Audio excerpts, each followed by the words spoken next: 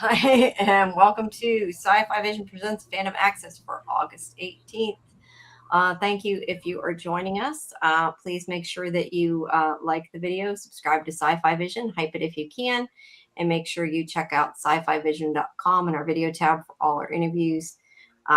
We have a lot of things still going up, like Monarch and Murderbot and Dead City. So a lot of stuff coming. So make sure you check that out. But tonight we have Dead City and the Ark and Lanterns and Star Trek Strange New World we're going to talk about. We're going to start with Dead City, and this is Hello, Neo. episode 4, right? Lost. Yeah. Hi. Yes, episode 4. Yes. All right. Well, what did you think of it, Karen? This not a whole, I don't know, not a whole lot happened in this episode, I feel like. Well, I mean, it's a lot of talking and then this really dramatic, like crazy scene at the end, right? Yeah. Which,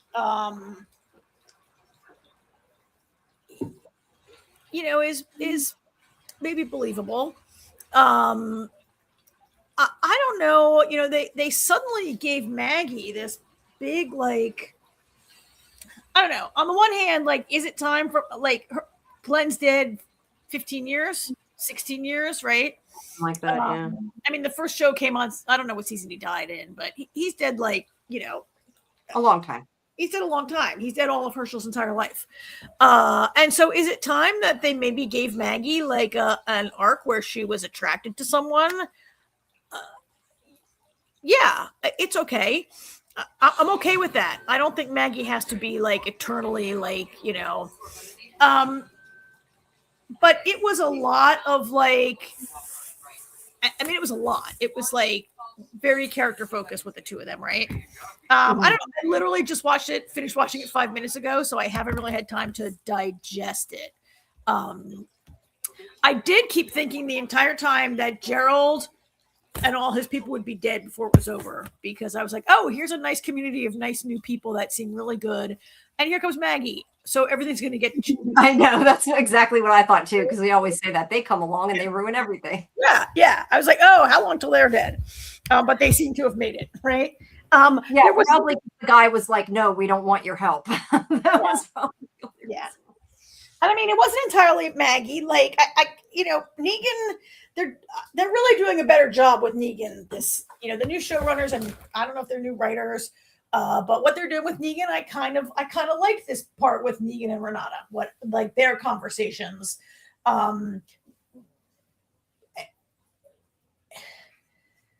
We can talk as we move into it, like, about Negan's reaction to Renata, and, like, do you think he is right? Do you think he's justified? Like, which one of them is playing the other? Yeah, well, I think they're both playing each other. How'd you like it? I liked it. Like I said, not a whole lot happened per se in this episode, but I did like it. And I said, I've been saying as the season goes on, I like this new direction. I like sort of this more this storyline that's more about survival and not just about, like, battling somebody the whole time, the whole season at least. And I'm enjoying it so far, and I like where it's going. I like the idea of, that they're trying to cultivate this bigger community, because we've seen communities in The Walking Dead, most that don't work, some that do. And I think that if they could make it work, like, I could see that being a big part of it, them continuing to try to grow this community. So yeah, I liked it. I didn't mind the stuff with her and Luis. Like, I thought it was cute. I was a little annoyed that they went through, like, having her kiss him and then, like, she just imagined it and then flipped out. They should have just either committed or not. But well, I think the audience. All right, we'll hold that until we get there. I can hold my thought, but so I cannot interrupt you. I'm sorry. No, that's okay. All right. Well, there is kind of intermixed with the beginning of the episode is them driving in the car, because they're kind of going back to tell what happened. This guy that Luis is, I don't know, fixing his sprain. I think he sprained his ankle. He brings in this really expensive, or at least used to be expensive in our world, bottle of whiskey. I don't know, some alcohol. I don't remember for sure, but some alcohol. For those of you out there, it's Johnny Walker Blue, which is like an expensive, the most expensive of the Johnny Walkers. And Like it's pretty high end, and like they don't even like the bars I go to don't even have it.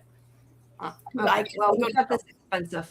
Yeah, he's got this expensive alcohol, and he tells him because he got it from the trader. So apparently, there's this, which you find out later, this woman who is able to get anything, and she trades with people for the stuff that they need, and that's kind of what she's doing in the apocalypse. You know, the way they were talking about the old show in this episode, and they were also talking about his past. I thought one of two things were going to happen. Either they're going to run into Marisol, which still could happen, or like the trader was going to be somebody we know. Did you feel like that? Maybe that was just me, but the way they were doing it, and like she was talking about what's his face, the mullet guy. I can't think of his name now. I'm blanking. Eugene. Yeah. Right, Eugene. I mean, look, I knew that they weren't going to the Commonwealth, so I didn't necessarily expect them to find him. But just because they kept talking about the past, it made me think that like we were going to know the traitor. I don't know. It just made me feel like that.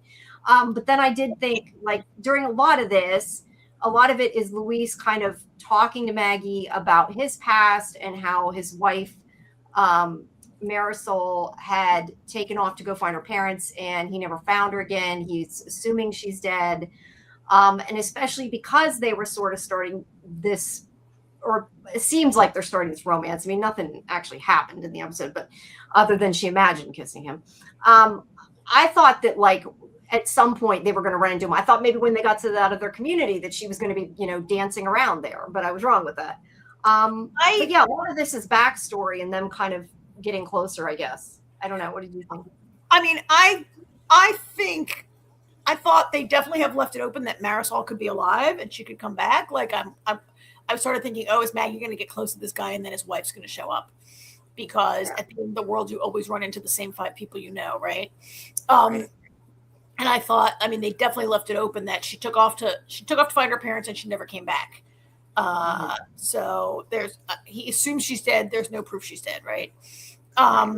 So I thought that, you know, on a different level, it's interesting that like Luis is talking about Marisol, his wife, and you know her disappearance, and I mean she's talking about Eugene, like this goofball guy that was in their community. Like she's not really sharing. She doesn't tell him about Glenn. She doesn't tell him how she right. Like he's sharing like his kind of deepest feelings about his lost love, and she's talking about Eugene, who she never had. I mean, Eugene was in love with. I want to call her Rosario, right? I know. Yeah, Rosie. Wasn't that Rosie? I think it was no. Rosita. Yeah. Rosita. He was in love with Rosita. I mean, she's talking about a person, yes, that she cared about, was part of her community, but Maggie is not sharing with Luis on the same level. She's just way right. Like yeah, that's fair. Yeah, I mean, maybe I guess Maggie's not ready to open up. I mean, Maggie's always been closed off, so I guess I'm not surprised she's not. But because he was, you'd think maybe she would a little bit. But I do like that they have Maggie a little more, I guess, lighthearted in this episode. Like she's finally able to laugh and to let loose a little bit. And as much as it was silly, I did kind of like their conversation. You have the picture here of putting his arms out. He's like, if we make the car an airplane. And then she's like, you roll the windows down. It takes more gas or something in there. Kind of end up. I know. I mean, I did that when I was a little kid. Didn't you? Yes, but they're not little kids. But it was funny. I still appreciated the scene, and I thought that. To be fair, I see grown-ups doing that all the time, like on the highway, on the road, sticking their arm out the window. Yeah, maybe one, but you usually don't both do. It. Well, I mean, I don't think it was kind of shocking that Maggie hasn't done it before, and was like, "What are you doing?" But it was kind of cute. It was a little, I don't know. Go ahead. Let's keep clicking. Yeah. And B had said, yes, Maggie can have a new love. It's time. Yeah. I mean, I'm fine with that. Glenn's been dead for a long time. As long as it's not Negan, I'm fine with it. Right. I mean, Glenn's been dead for like ever. He died in what season does he die in? Like season 3, right? 4? I mean, look, I loved Glenn, but I mean, it's okay. Maybe 5, but he died a really long time ago. Yeah, it's not quite a bit. Even in our time, it's been quite a bit. I mean, Maggie, in this conversation, like Maggie, she does say like, it's nice to be able to like, now it's not just about like protecting Herschel. It's not just about survival. It's about building something. And, there's this whole running theme in the episode where Louise says, who do you want to be? And by the, like, I don't think Maggie knows who she wants to be, right? She's been so angry ever since Glenn died. She's just angry, right? Yeah. Let's see. B says it was season 7 he died. I guess he died further into the show then, but still, it's still been a long time though. I mean, it's still been years. Well, and it was season 7, but it was not maybe that many years into the apocalypse, right? Because those seasons covered like shorter periods. There hadn't been time jumps back then. Oh, that's true. That's true. Yeah. Yeah. So it's plenty of time. But like you said, yeah, Glenn wasn't even born. So it's clearly his. Herschel wasn't even born. Yeah. Or what did I say? Did I say Glenn? Herschel. I meant Herschel. Yeah. Yeah. So a lot of it, you're right. It's about who you want to be. And I feel like Maggie, at least at this point, maybe isn't ready to be a leader, or she feels she's not ready to be a leader. Not that she needs to be right now, because we're not as there, but she has been a leader. She led Hilltop. She isn't. She feels she's not a good leader, which I don't quite understand, I guess, why, because you're right. She was leading people before, and now she seems to not want that role. Well, Hilltop failed. The Bricks was failing, right? True.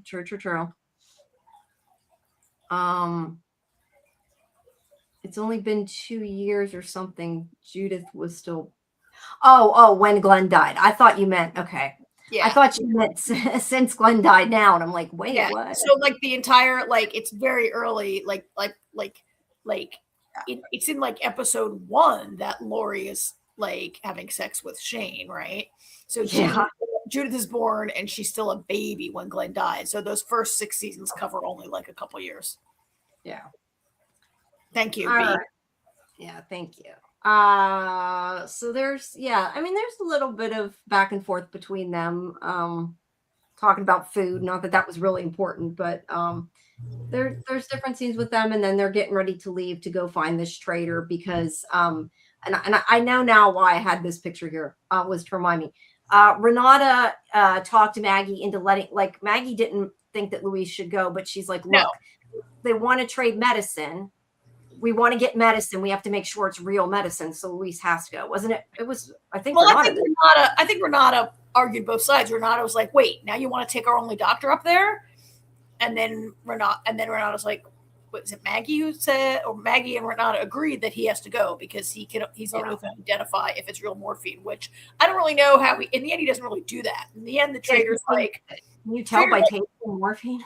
The trader's basically like, trust me, it's real. And he gives it like a little taste or something, right? Yeah. Which, I guess whatever. He's not going to like inject Maggie to see if she like gets sedated, right? Like right. Yeah, you can't really test it. But no, I mean, yes, they do have a conversation at some point that's about, does he go? He is training new people. They make a point of saying he's training more medical people. But they need to make sure the equipment and the medicine they get's real. So that's why they want him to go to the trader. And why he might be a goner. I'm saying it now. He might die. To me, there's a lot of signs that Louise might not be long for the show, but we can talk about that as we go along and later. Yeah, maybe even just the fact that Maggie's starting to like him. Yes, right? Yes. That makes him a goner, right? But either way, they're going to go across to go see her. And they kind of have this conversation about, he says that, he never thought he'd get back across to the other part of the island or whatever again. And so they're happy to get to travel, and that's why they're kind of enjoying themselves on this car trip. Well, Louise hasn't left New York City since the whole thing with the Croat, right? No, since all the bridges are gone. You can only get off on a boat. Like, he's never. Oh, that's right. He said the bridge. You're right. Yeah. And look, I don't know if he left before. Like, plenty of people who live in New York City aren't in the habit of like going over to Jersey, right? Yeah, but he hasn't left. All the bridges were bombed, and you could only go across on a boat. And then, later the Dom on the Croat had everything locked down, right? Well, look, I mean, at the beginning of the show, it seemed like everybody that was in New York was stranded in New York, and they had stopped them from leaving. So they were stuck there. I'm trying to see what okay. I was wondering, I'm like, why do they have these? The subway. They're rounding up the walkers. You know, what do you think about this? I feel like this is not a good plan. I mean, I guess it doesn't matter in the scheme of things. It's the way they're doing it. But I just keep thinking that, like, this still feels like a way for them to screw up and get bit if they knock the buckets off. And also, like, if they're dumping the walkers into vats of acid, because it is acid, right? Or no, it isn't acid. That's right, because that one guy falls in it. Whatever it is, I agree with you, Jamie, 100%. It's about the decomposing walkers create methane gas to power the city. Why do they have to be alive? Why? I mean, they can throw dead walkers in there. So why are they? And it's New York City. Like, there's no shortage of. Why do they have to cage them and stockpile them alive? Right? I agree with you. This maybe exists only so they can screw up. Yeah. Thank you, whoever just subscribed. I don't know. I mean, I think she said something.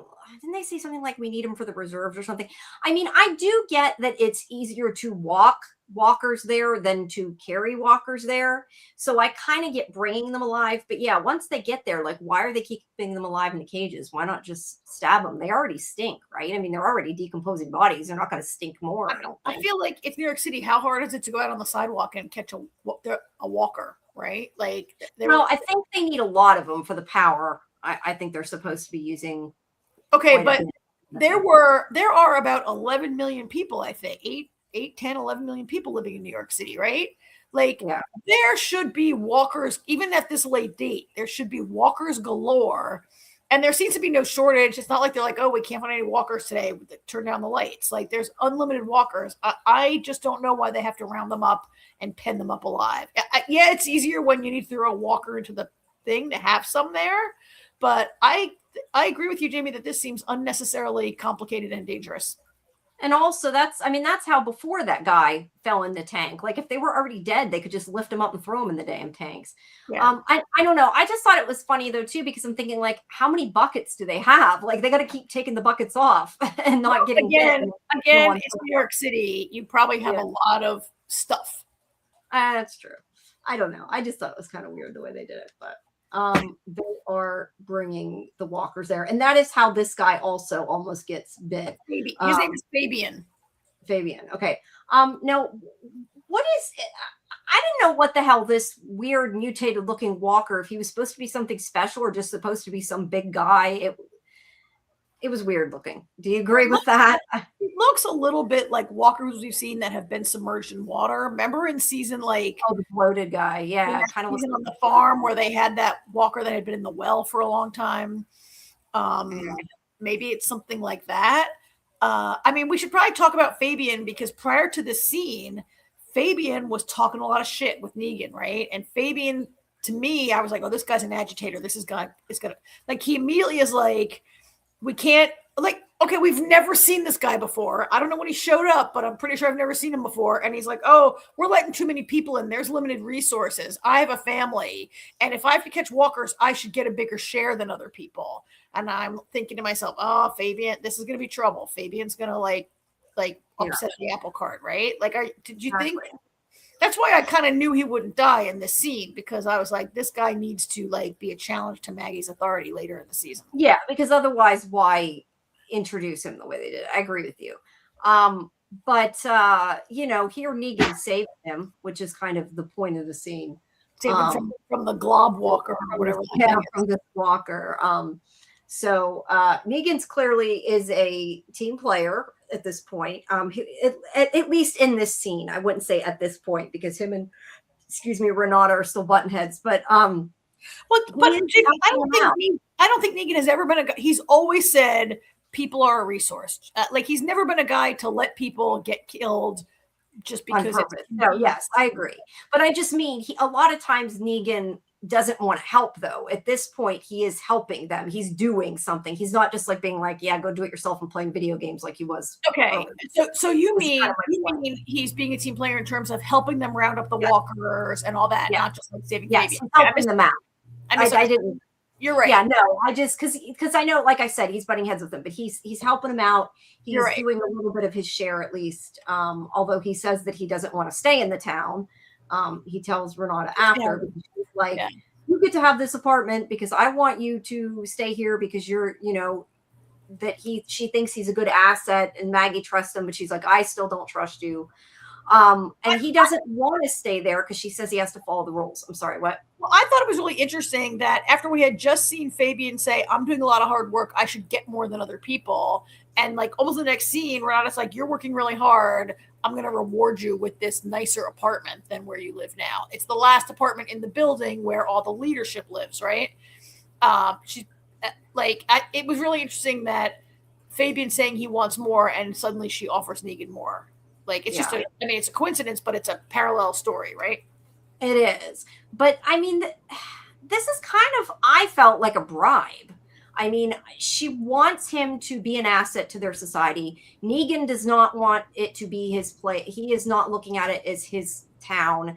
And he does not want to follow the rules. He thinks if I'm not a member of the society, I can do whatever the hell I want. And I think it's partially a bribe because she does say he's an asset. I think it's also a way she thinks she can control him. I think it's a bit of both. She wants his help, but she doesn't trust him. I think you're maybe mischaracterizing Negan a little bit, or I'm just not maybe. He doesn't want to do whatever the hell he wants. He's not trying to take food. He's not trying to. I don't mean that. I mean, he doesn't want to. Let me rephrase it. He doesn't want to follow her directives. He wants Maggie to be the leader. And the fact that Renata's leading, he's not happy about.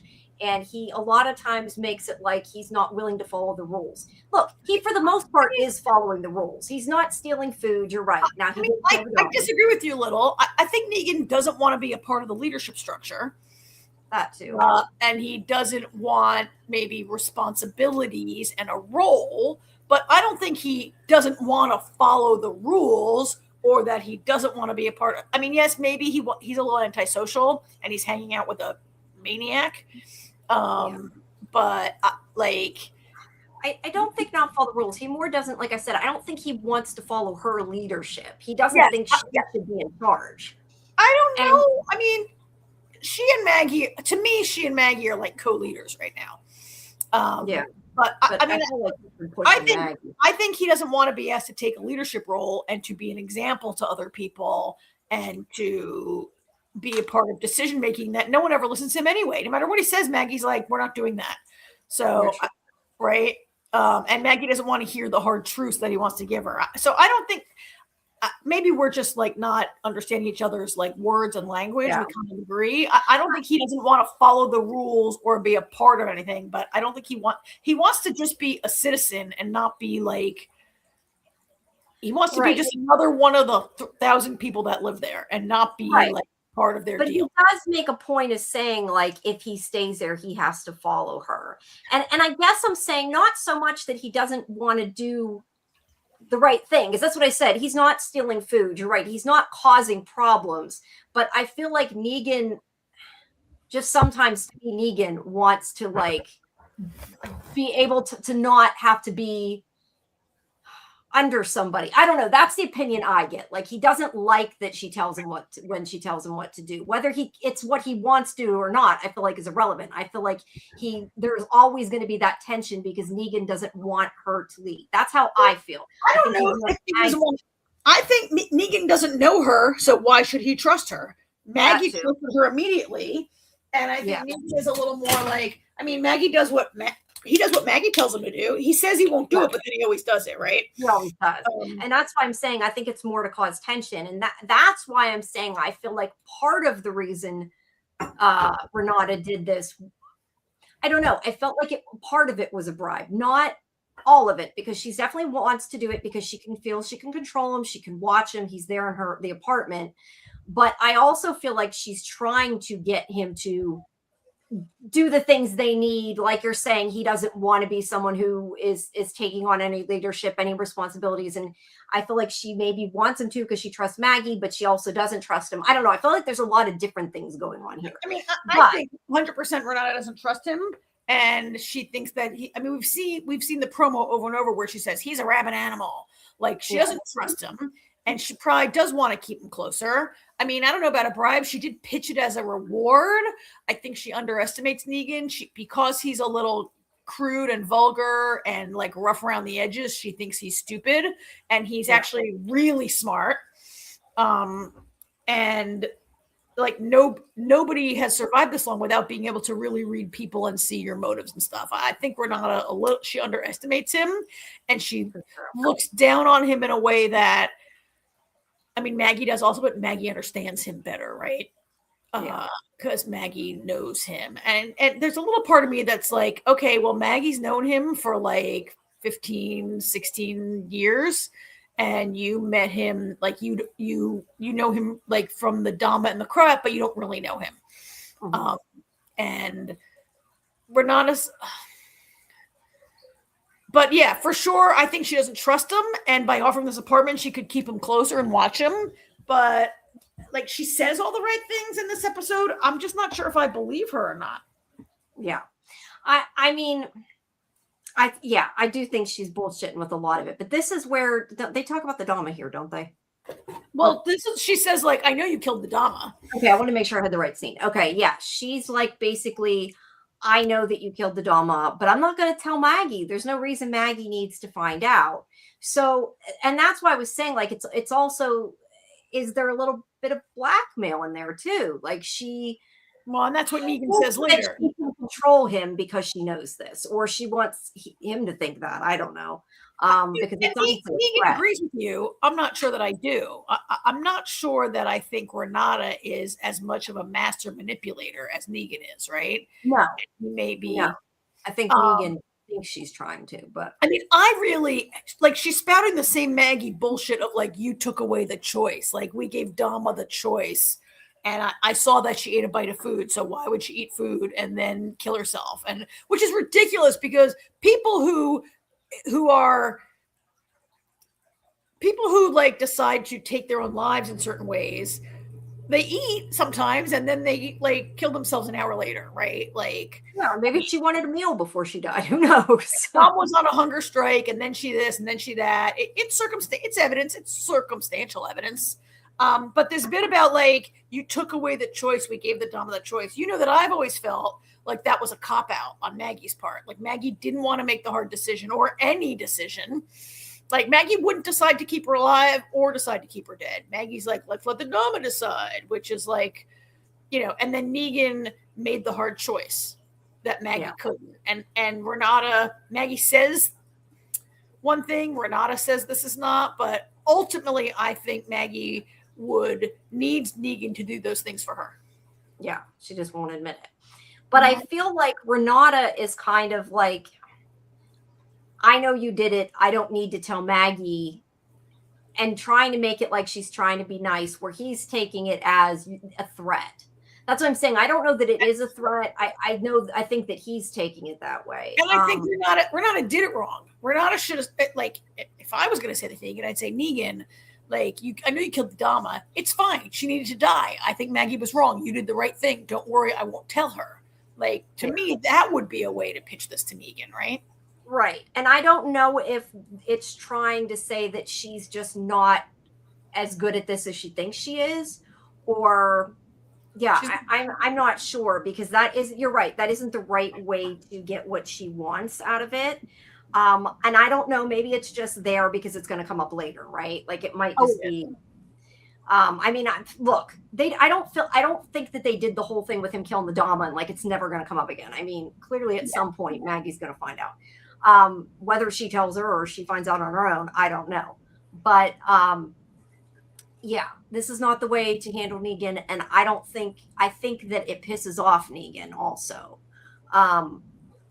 Yeah, I think that a lot of times, and all I was kind of getting at is, I think a lot of times, like, Negan won't do something just because he wants to be defiant sometimes. And I don't know.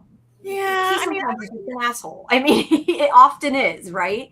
And can he be an asset to this community? Yes. Did what he did killing the Dama, was it in the end probably the right thing? Probably. I know I kind of felt differently than you did about it, but I do see why he did it, and like, I get it. But the way she went about it was not probably the best choice. Let's put it that way. But she doesn't tell Maggie is the whole idea of it. Maggie and that's really the end of that for this episode. for now. Yeah.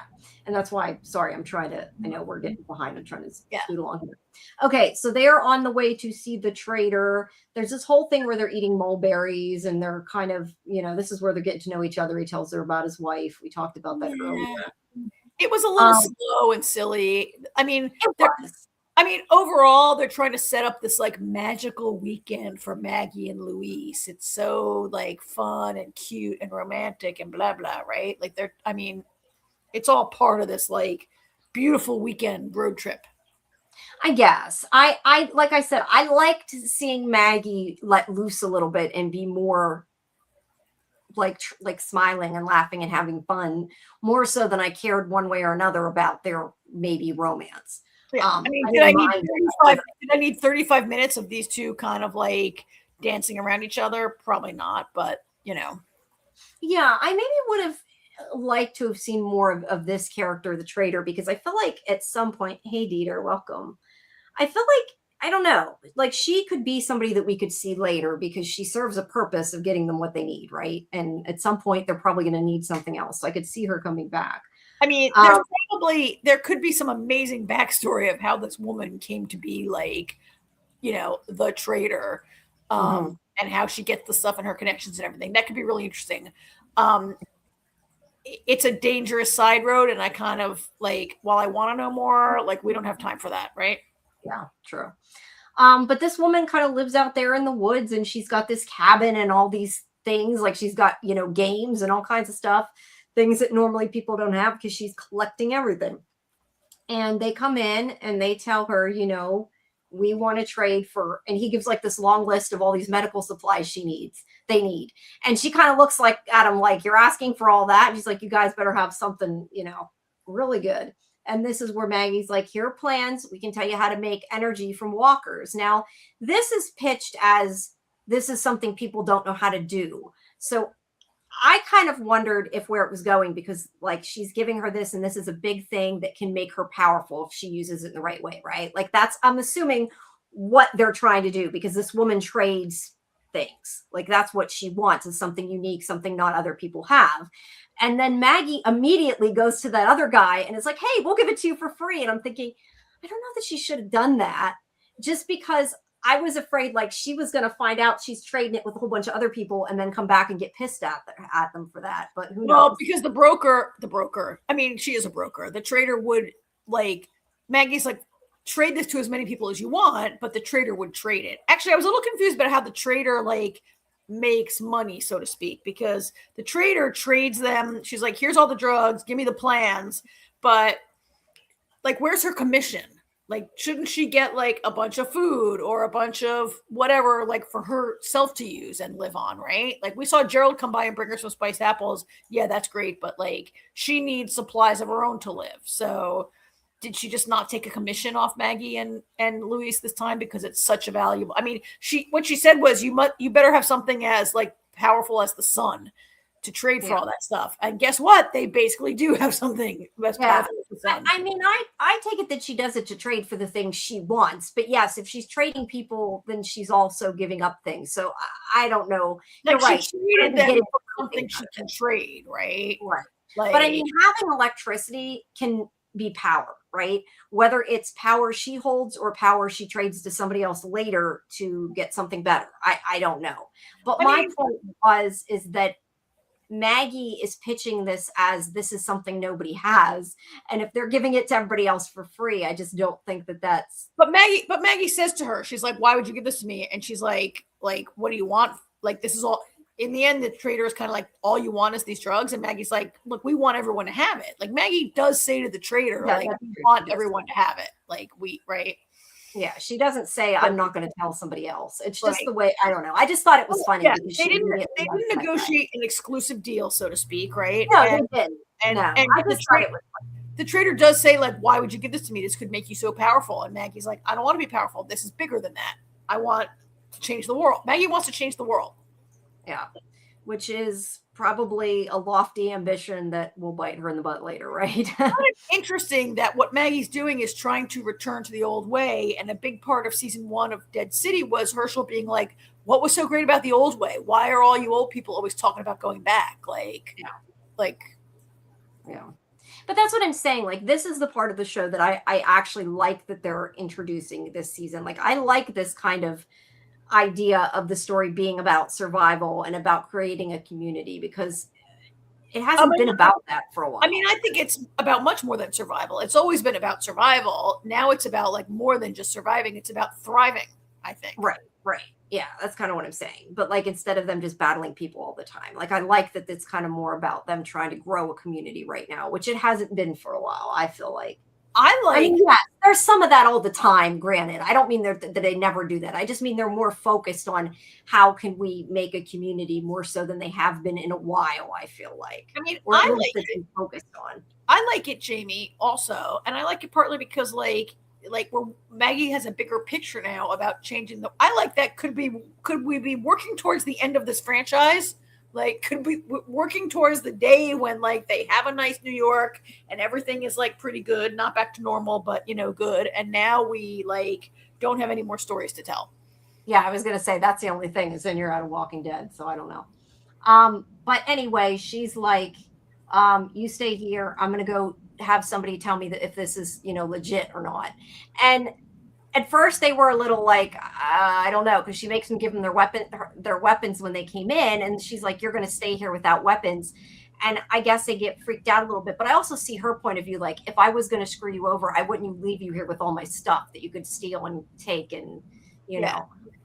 So yeah, it's just she's going to take their van to go check it out. But I do wonder, like, if she is being like fair and legit, like, why not give them a weapon back while they stay there, right? Like, she took their van, she still could have given their weapons back. I mean, she says like all the stuff you want won't fit in my car, so I need your van. I mean, maybe she knows that these people are resourceful enough to whittle a couple sticks into steaks in case right? Like, anybody who's been alive this long is capable of fashioning a weapon, right? True. And figuring shit out. So then they sit and play Jenga, and this is what it's about. She has all kinds of stuff that's like not survival things, like the Jenga. And there's more. To be fair, you could easily build a Jenga. You could. But this is like I think like a true. It was Jenga. It wasn't real Jenga, but legit Jenga. Which I always liked that game. It was fun, but it's funny to watch them play it. But yeah, they're just hanging out, and then this guy shows up, and I don't remember his name. Gerald. His name is Gerald. Gerald. Okay. He came, like you said, he had, what was it? He had nuts, like spiced apples, I think, right? Dried apples. Dried apples. Okay. I thought they were nuts. They looked like nuts. Yeah. Either way, he's got some kind of snack that he says that woman likes, the trader. They're at first are kind of worried about who he is because they're afraid he's, somebody who's not who he says, and they tie him up. But he tells him, oh, no, I have a community here. And I did enjoy this scene just because it was funny, I thought. And this is where I said I feel like there's more comedy this year, where he's saying, oh, we have a church there. And she's like, now, when somebody says church, they mean cult. But he literally means church. And she starts like testing him on scripture, and he totally gives it right back to her. Well, he says, oh, we're worse than a cult. We're Presbyterians. Yeah, that was great. That was a great line. But he does know his scripture, and it seems like he's telling the truth. And he's like, come see our community. So then they leave, which then I was also thinking, she just trusted you with all her stuff, and now you took off. I don't know. I always feel like bad things are going to happen when people do things. I felt like that too. Like, she wanted you to stay here and guard her stuff, and you immediately took off with the first person you met. And then the other thing that I thought, because I've been watching too many of these Walking Dead shows, is I immediately thought when they started having this, drinking alcohol and having a party, I'm like, oh, great, they're going to eat them. I'm like, there's something coming that they're like drugging them or something, which they weren't. They just seem to be this nice community. And that's where they're like, hey, we'll give you the power for free so you can help your community. And I really like that. This guy's like, but do we want that? And she's like, it'll change. He's like, it'll change things. And she's like, for the better. But he's like, yeah, but will it? We've gotten away from cell phones and electricity and all that stuff. Like, we've become people who care about people and who, spend time with each other. We don't need that distraction type of thing. And I kind of get it. Like, having that kind of power also creates power struggles and creates fights and everything else. And I don't mean power, just literally power. Right. I mean power, like having things that make you powerful and create more fights. I mean, honestly, can 60 people build a walker power plant, and like, can they find enough walkers here in the woods to power it? Like, I don't know if it's doable for them, but I don't know. But it also would put them in danger if they're not good at fighting walkers. Yes, well, yeah, it draws attention. If you have electricity at night, it's going to draw attention, right? Of humans and of walker. Like, I agree with you. I liked it, and he made a very good argument of like, that's great, thank you, but we're good here. Yeah. Yeah, it was interesting. I thought they were going to get drugged when they were giving the drinks too. So it wasn't just me. But yeah, I guess for once we found a legit nice community. It only happens once in a million times on The Walking Dead, but I like it. That's why I said I feel like this season, a lot of it's more hopeful about the fact that there are some nice people left in the world. Maybe not a lot, but there's some. Yeah. I was a little confused, though, if some of this was supposed to be happening simultaneously or if this was actually his cabin, because I thought they were still in her cabin, but then they had the kids running outside. So I was a little confused if they had left them in Daryl's cabin. Yeah. Oh, yeah. I don't know if they built these cabins or if they took over like a summer camp or something. I'm not really sure, but. Oh, yeah. Didn't he say something like they used to come up there when he was young or something? He makes a comment. They have all these glass windows and stuff. So this was existing stuff that I think he says we used to come here for vacation or whatever. And then we decided to stay here. Yeah. So they take communion, they talk, they have a party, they drink, they have fun. The whole really point of the scene, I love their little lanterns though, but the whole really point of the scene is that Maggie and Luis dance and she kisses him, but then you find out she imagines it. And that's what annoyed me. Like, either commit to her kissing him or don't. But the fact she imagined it was, in my opinion, dumb. But yeah, so I guess the idea is she likes Louise. She's freaked out that she does because she feels guilty because of Glenn. Because she has flashbacks of Glenn in this episode. So I agree with you. I think the writing has been good enough in this episode. And I think Cohan is a good enough actress that we could see her hesitate and pull back from him and understand that she was afraid it would go too far, that to a place she's not comfortable with kissing him without having to see it. And that, like, I'm like, thank you, writers. We're smarter than that. And we can follow the acting and get it. I agree. We didn't have to see like Maggie imagining how far it goes. And then, oh, guess what, viewers? You didn't really see that. It was just extra that didn't need to be there. I mean, like I said, I didn't mind it. I'm fine with her liking him. It's cool. I don't know that I really care per se one way or another, just because I'm not watching Walking Dead for the romance, but it's fine. I like Luis. I'm that's cool. Yeah, but give us credit that we don't want to see an imagined scene and then have it not happen. Yeah. But they're doing about look, I'm liking a lot of this season. There's a lot of things I do like of this season. So I'm totally fine with the way it's going. Then she holds her ring around her chain, her wedding ring. And or I don't know, that could be Glenn's wedding ring. I'm assuming it's hers, but I guess it really could be Glenn's. It doesn't really matter. But she's holding the wedding ring and it becomes important later. Were you surprised that they had flashes of Glenn? Because it was.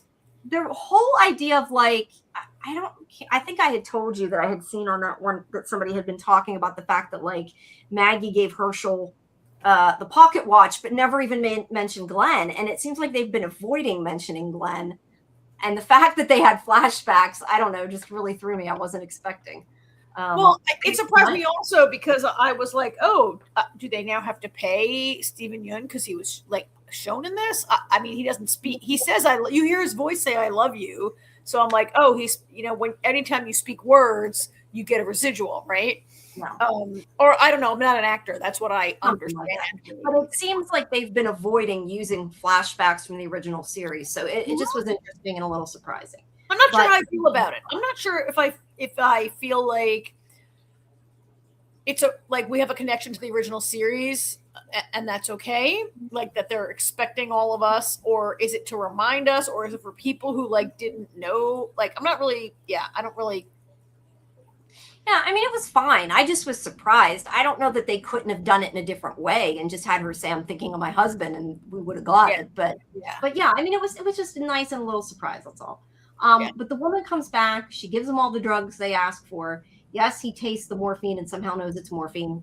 I don't know, but I don't know what morphine tastes like. I never really thought about it. Ask a doctor. Yeah.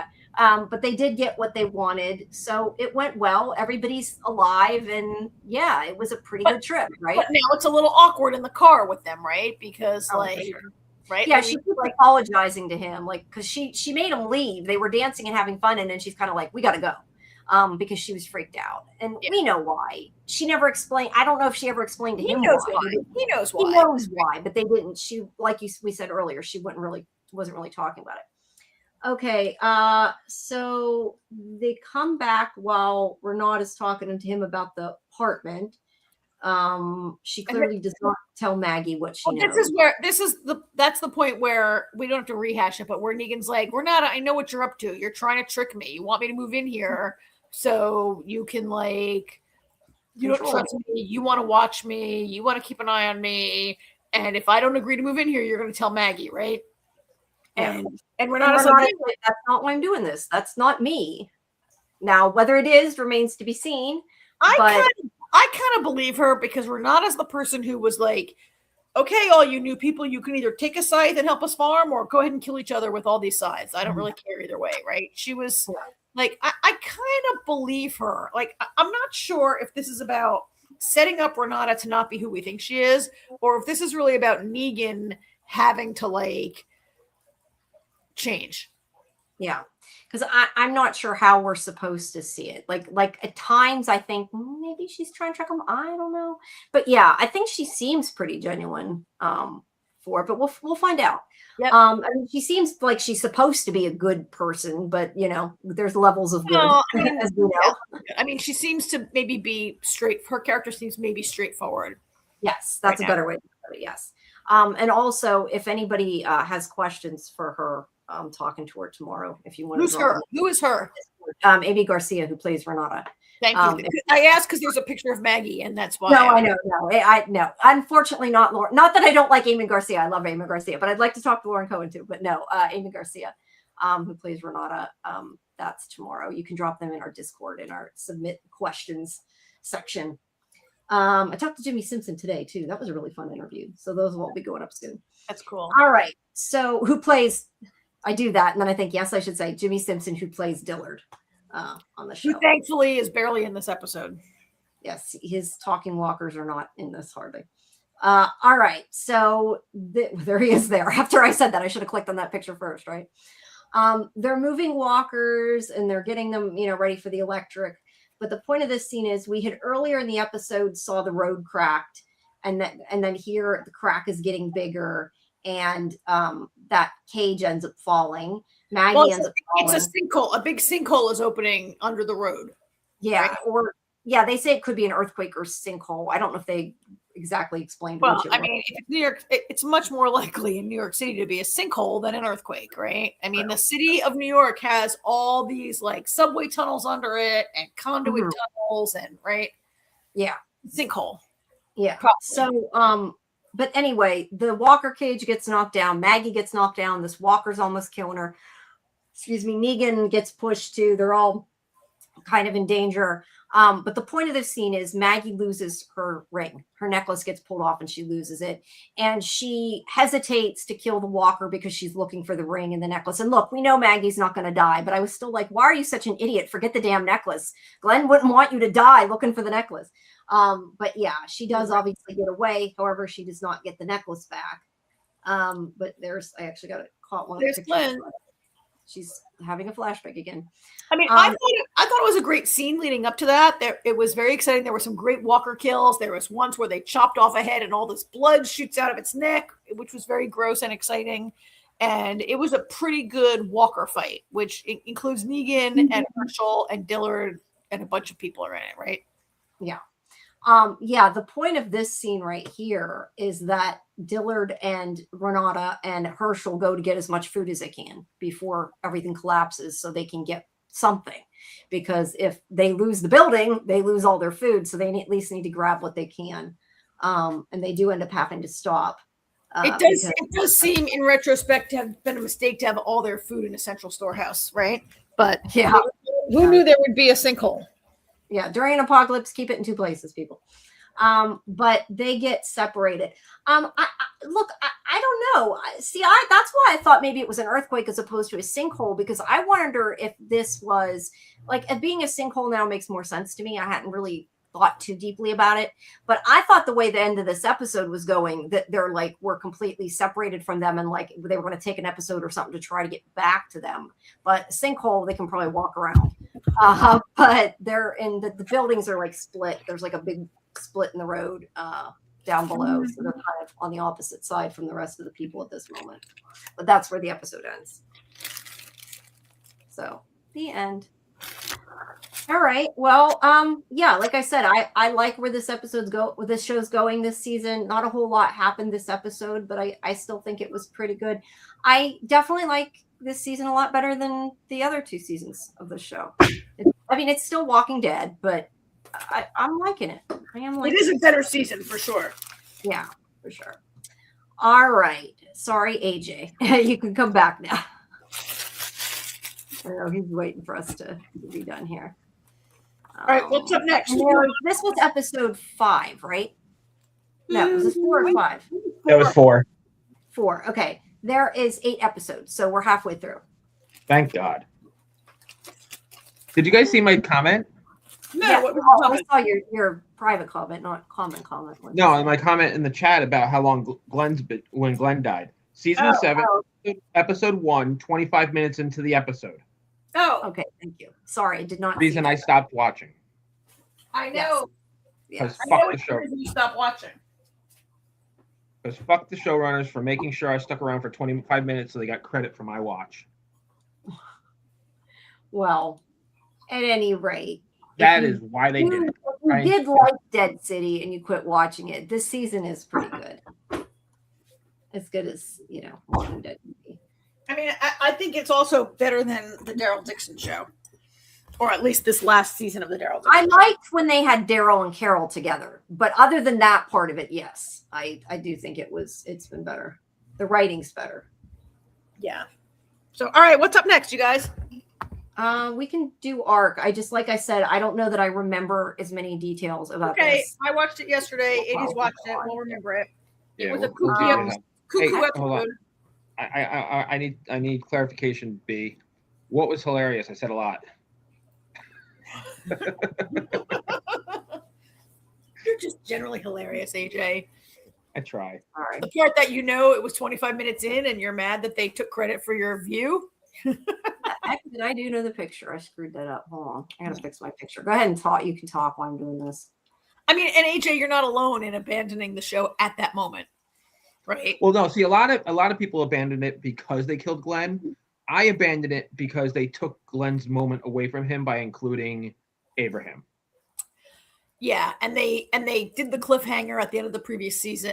As comic book readers, you and I knew it was coming. Many people knew it was coming. It was the execution that irritates you. And B says, "Yeah, I saw it." Yeah. And actually, I'm going to clarify. B, I literally, as soon as we find out they killed Abraham and then they killed Glenn. I was like, all right, at least they kind of sorted the Glenn good, but they still cheated him out of his comic death. And then I turned it off. Yep. Then you never looked back. B says they lost 3 million viewers that day. I believe you. I mean, I not that I would believe you, but I think B is quoting like a known fact, not like just being like 3 million. Yeah, a lot of people. Yeah, it kind of changed the show. I don't know. I kind of feel like the show went downhill at that point, but I more didn't like the violence, and I think a lot of people felt like that too. It was a little too much. I was disappointed that I wasn't going to continue watching it, actually, because I love JDM, and him playing Negan to me was like a dream. Jamie, that's an incredibly violent moment in the comic book that they really couldn't get around. Yeah, no, I know, but I know a lot of people were turned off by that. I mean, I kept watching it, but it still bothered me. It was a lot. They could have toned it down for TV or had it happen off screen or something. Yeah, they didn't show his eyeball. Walking Dead. Look, to be fair, Walking Dead is a violent show. It has always been a violent show, but I feel like it was a little more than maybe they needed. But not everybody feels that way. A lot of people like watching the violence and probably don't care one way or another, but a lot of people were bothered by it. So all right. Let's talk about the show. Can I talk about myself for a minute? Go. I had said to you guys, I texted you and I said, you know what? I really agree with AJ. And I think that the part of the show that is happening on the arcs in space is so much more interesting than the planet. And I stand by that, but the part that's happening in space is becoming kind of annoying also. to me. And the clone business, like, is this becoming a show about less about like exploration? Like the whole thing was that Arc 1 was going to go out and like try to save people and bring them back and build the planet, and now it really is just becoming a show about clones, maybe. Like, I feel like this is probably the end of the clone thing. You don't think? You think it's going to keep?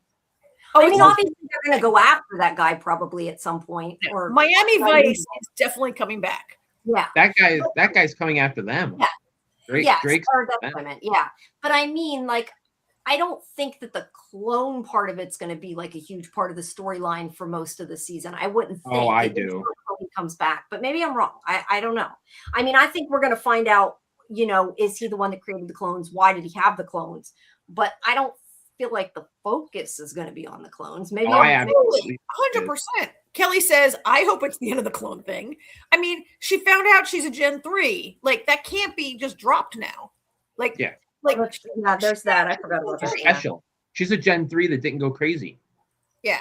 She's the one. She's Neo. She's the one, right? Yeah. I have to assume that that's why he wants her, because she didn't. Well, yeah, go obviously. crazy. He wants Probably to understand. He wants to understand. He wants to dissect her to figure out why she didn't go crazy like other Gen 3s and take from her and put it into other Gen 3s. So I'm sorry. Isn't the Southern Belle, who's his wife, she's also a 3rd gen, right? No. I don't think that model necessarily. Because Reese said, like, how do you know she's a G44 or whatever? And she says, oh, honey, you're looking at one. Right? I don't think G44 means Gen 3. I think it's just what she looks like. Oh, her model. Just the model looks like her. Yeah. Yeah. Well, I think, then that's a stupid statement, because obviously he knows she's one, because he was like, why would she be like, you're looking at one? Like, he knows he's looking at one. He's not blind. I mean, I'll say and we didn't know what it meant. The Garnets locked up, banging their heads against the wall. I'm pretty sure they were Gen 3s, but they weren't the special ones. Yeah. Well, we're not. There's no way it's the end of the clone thing. Like, could it be? No, not at all.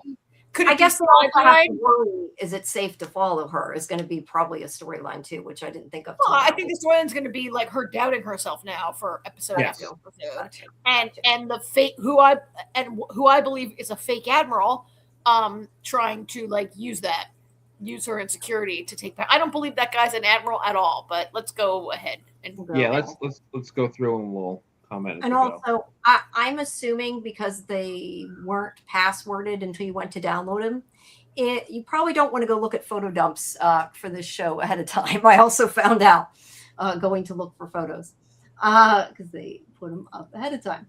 All right. So we begin on arc 22. Yes, where they ended the episode with them, her being captured or whatever. I can't remember if they had knocked them out at the end of the last. Yes, they fought all those their way out of the med bay in the previous. Okay, I couldn't remember specifically where it ended. Hey, Fletcher, welcome. Buenos dias. Fletch. Fuck us. So anyway, they've knocked them out, and look, they pull what we knew was coming. They're going to steal their clothes so they can pretend to be them, because they look like them. So they do take their stuff and start dressing like them. And thank you, Fletcher, and happy birthday. I hope you have had a good birthday. That's awesome. Have a great birthday, MF. Yeah. No, I'm just kidding. All right. So yes, they steal their clothes so they can because they look like them and they can use it to get away, right? Yeah. And here he is trying to find out what's going on, and telling his other clones to watch out for them. And I want them alive. I want them alive. Don't do anything. Scan them all. Yeah. So they make their way around the ship, and by From Log Soldiers. Okay, sorry. I thought that's what it meant too. Let's remember it. My From Log Soldiers. No, we knew exactly that. We knew exactly what it meant, Fletch. No, yeah, until I said the other thing. No. Anyway, so they make their way around the ship, and this is where they find the room full of the other, whatever it was you called them, G64s, the other G44s, whatever, the other Garnet clones. Oh my god! Here's another example of a thing that looks so much better on my screen and looks like bad Photoshop on this little picture. Well, it's a freeze frame. I mean, I love their reaction. That's what I'm saying. It happens all the time with these pictures. And look, she's got like all these scars on her head, which I am creeped out by the fact he's like cutting their heads open. Like, who did that? Who cut their head like an X? Was an operation done on her to see if she was the one? Because they were trying to put her neck dead, right? Yeah, I'm guessing that guy had that woman had that other clone cut them open, and they're trying to take something from the brain. Yeah. When Garnet was on the table, she had a bone saw in her hand. Yeah. Yeah. So that's I'd like to think about what it takes to make, like, the Garnet clone was going to cut her clone sister open. Like, is she just cold as ice and doesn't care, or is she terrified of Drake? Drake? Is that his name?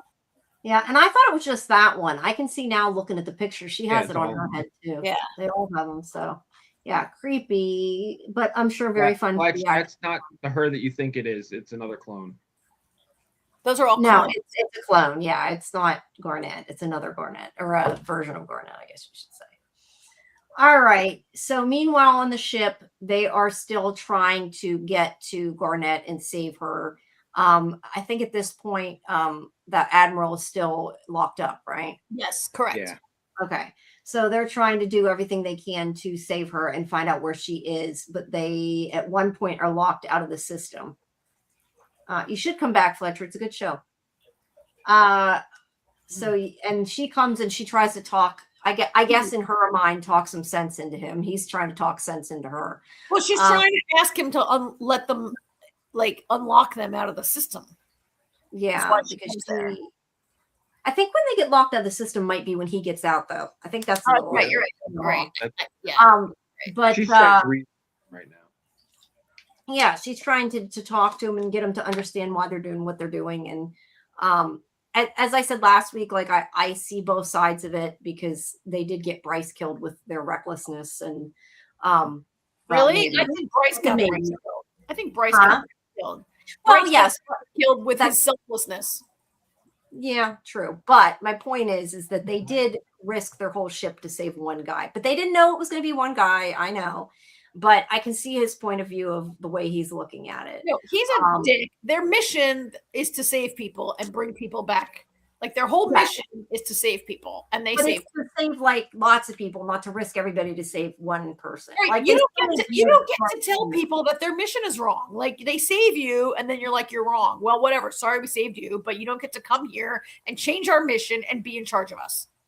No, you're right. I'm just trying to play devil's advocate and saying I can understand his point. I do not. I think he's trying to be. I think he's a dick, but he also. I mean. Like I said before, I kind of agree with him. Like, him leaving them there when they were going to shoot at the ship, they weren't safe. Like, Garnet said, protect these people. She didn't say, come back for me. Like, he's doing what protect these people. He said, you take control of the ship while I'm away for what I think is temporary. No, but she said protect them. I mean, that was the directive she gave them: protect the people on the ship. That was what she said to him when she left. He is using the needs of the many outweigh the needs of the few as an advantage to whatever he is actually up to. He is a fake it. He's a lying liar. He's not an admiral, and he's trying to get control of the ship. That's what I think. Okay, well, we'll see. I don't know. I unfortunately do not have screeners, so I have no clue. He could be an admiral, which is probably neither here nor there. He's a bad admiral. But he's not. He's not a player at any rate. He doesn't actually give two shits about anybody on that ship. Maybe he was on that planet alone because his people were like, "This guy is such a dick. Let's dump him down there." No. He's probably the only one that survived because he found some place to hide and said, "Fuck everybody else." Yeah, maybe. We'll find out. And I would just like to put up this little comment that we have. Kelly says, "Yes, the admiral is really sus." Neo also says the admiral gets under my skin, though. Yes, he is annoying. I get that. Like, because he's hot or because he's a jerk? I think he means 'cause he's yes, he is hot, but he's is a jerk too. Both things can be true. Okay, so this is where he's like they find the bodies of the ones that are there and know because I mean, look, if they found all of them knocked out, whether they took over their identities or not, they know they're running around the ship somewhere. So he wants them to find Garnett and Ian.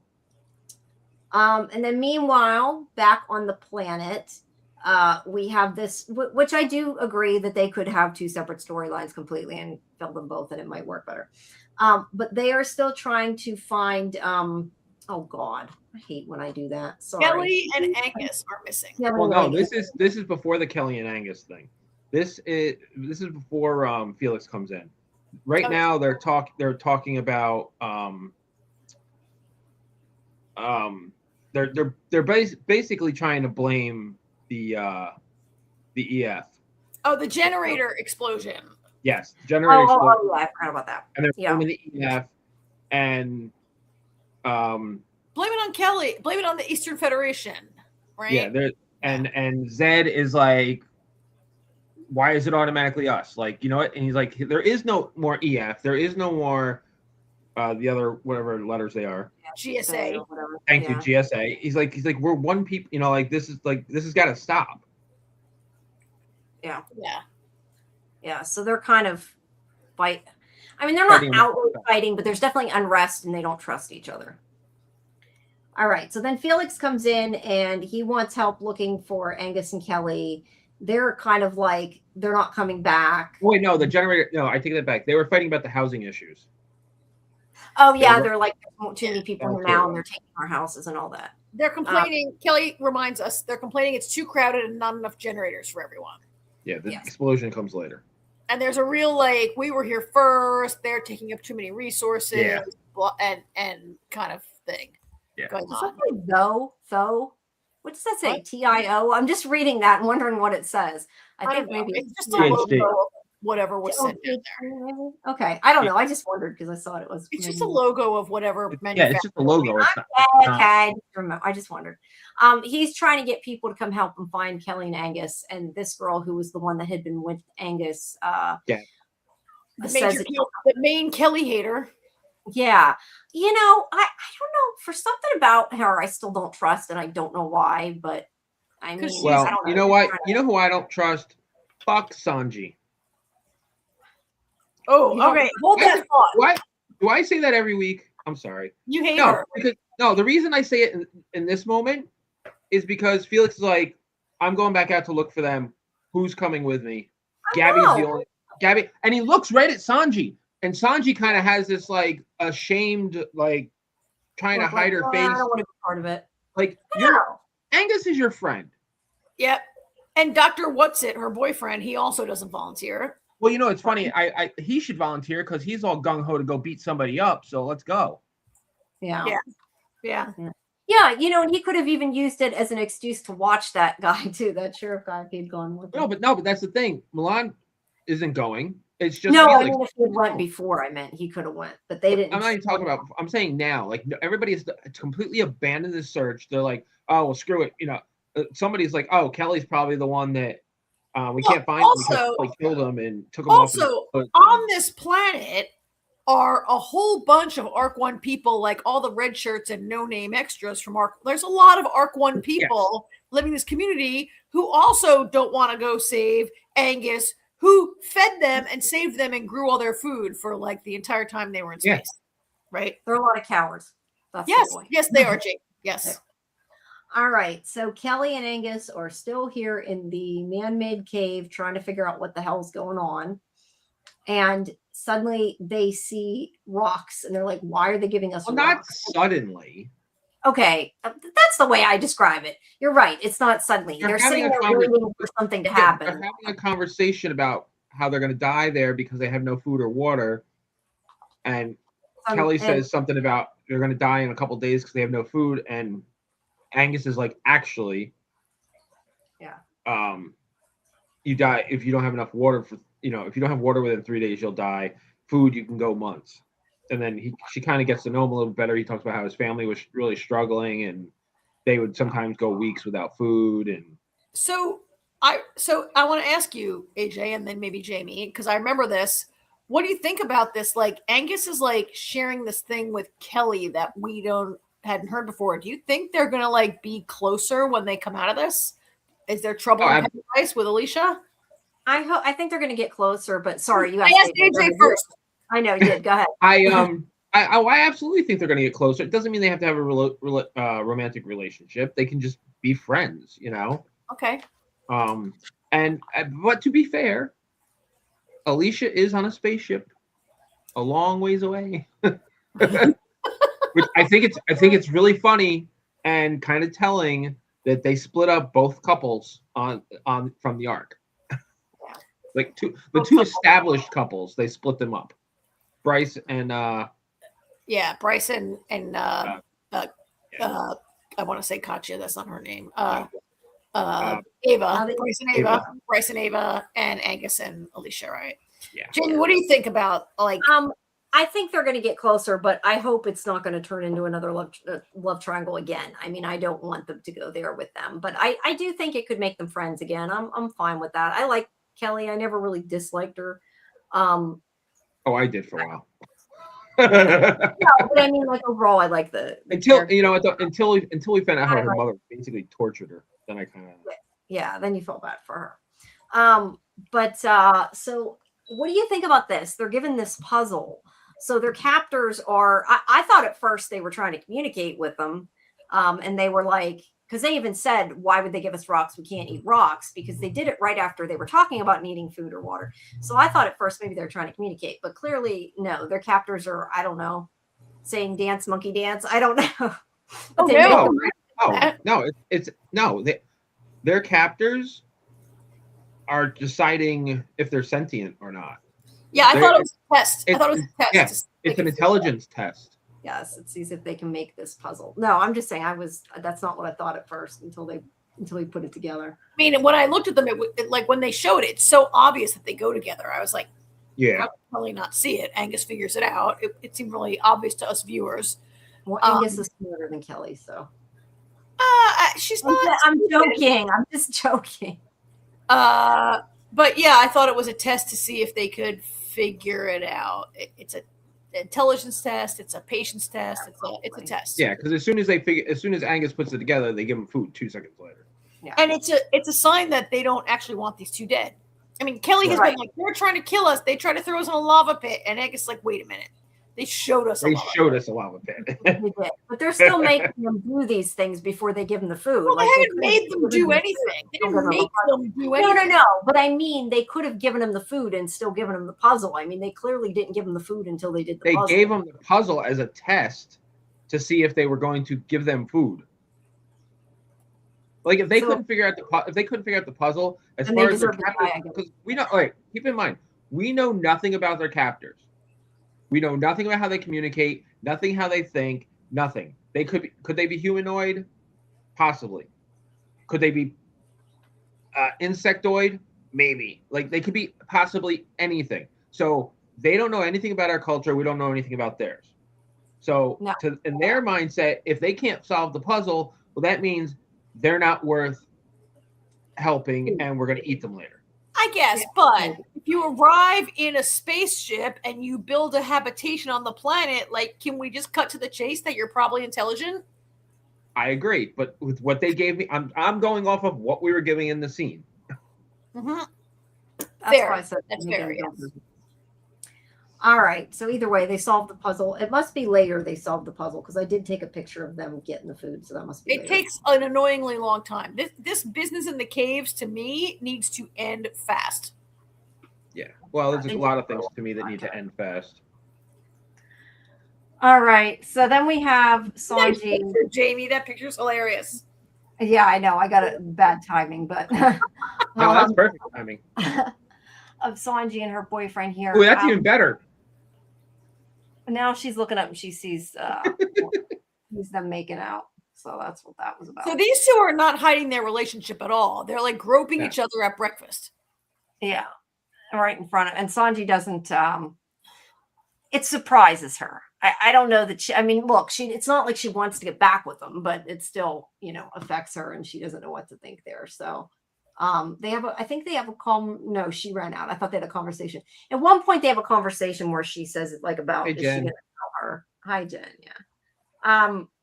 Well, she says like, I should tell her he's my ex-husband. He was abusive. I should tell the new woman that he's abusive. I right? should warn. I should warn her. Warn her off. Okay, so then we have the stuff with Ava and Trust here. I love like these scenes, and I really love that Trust is trying so hard.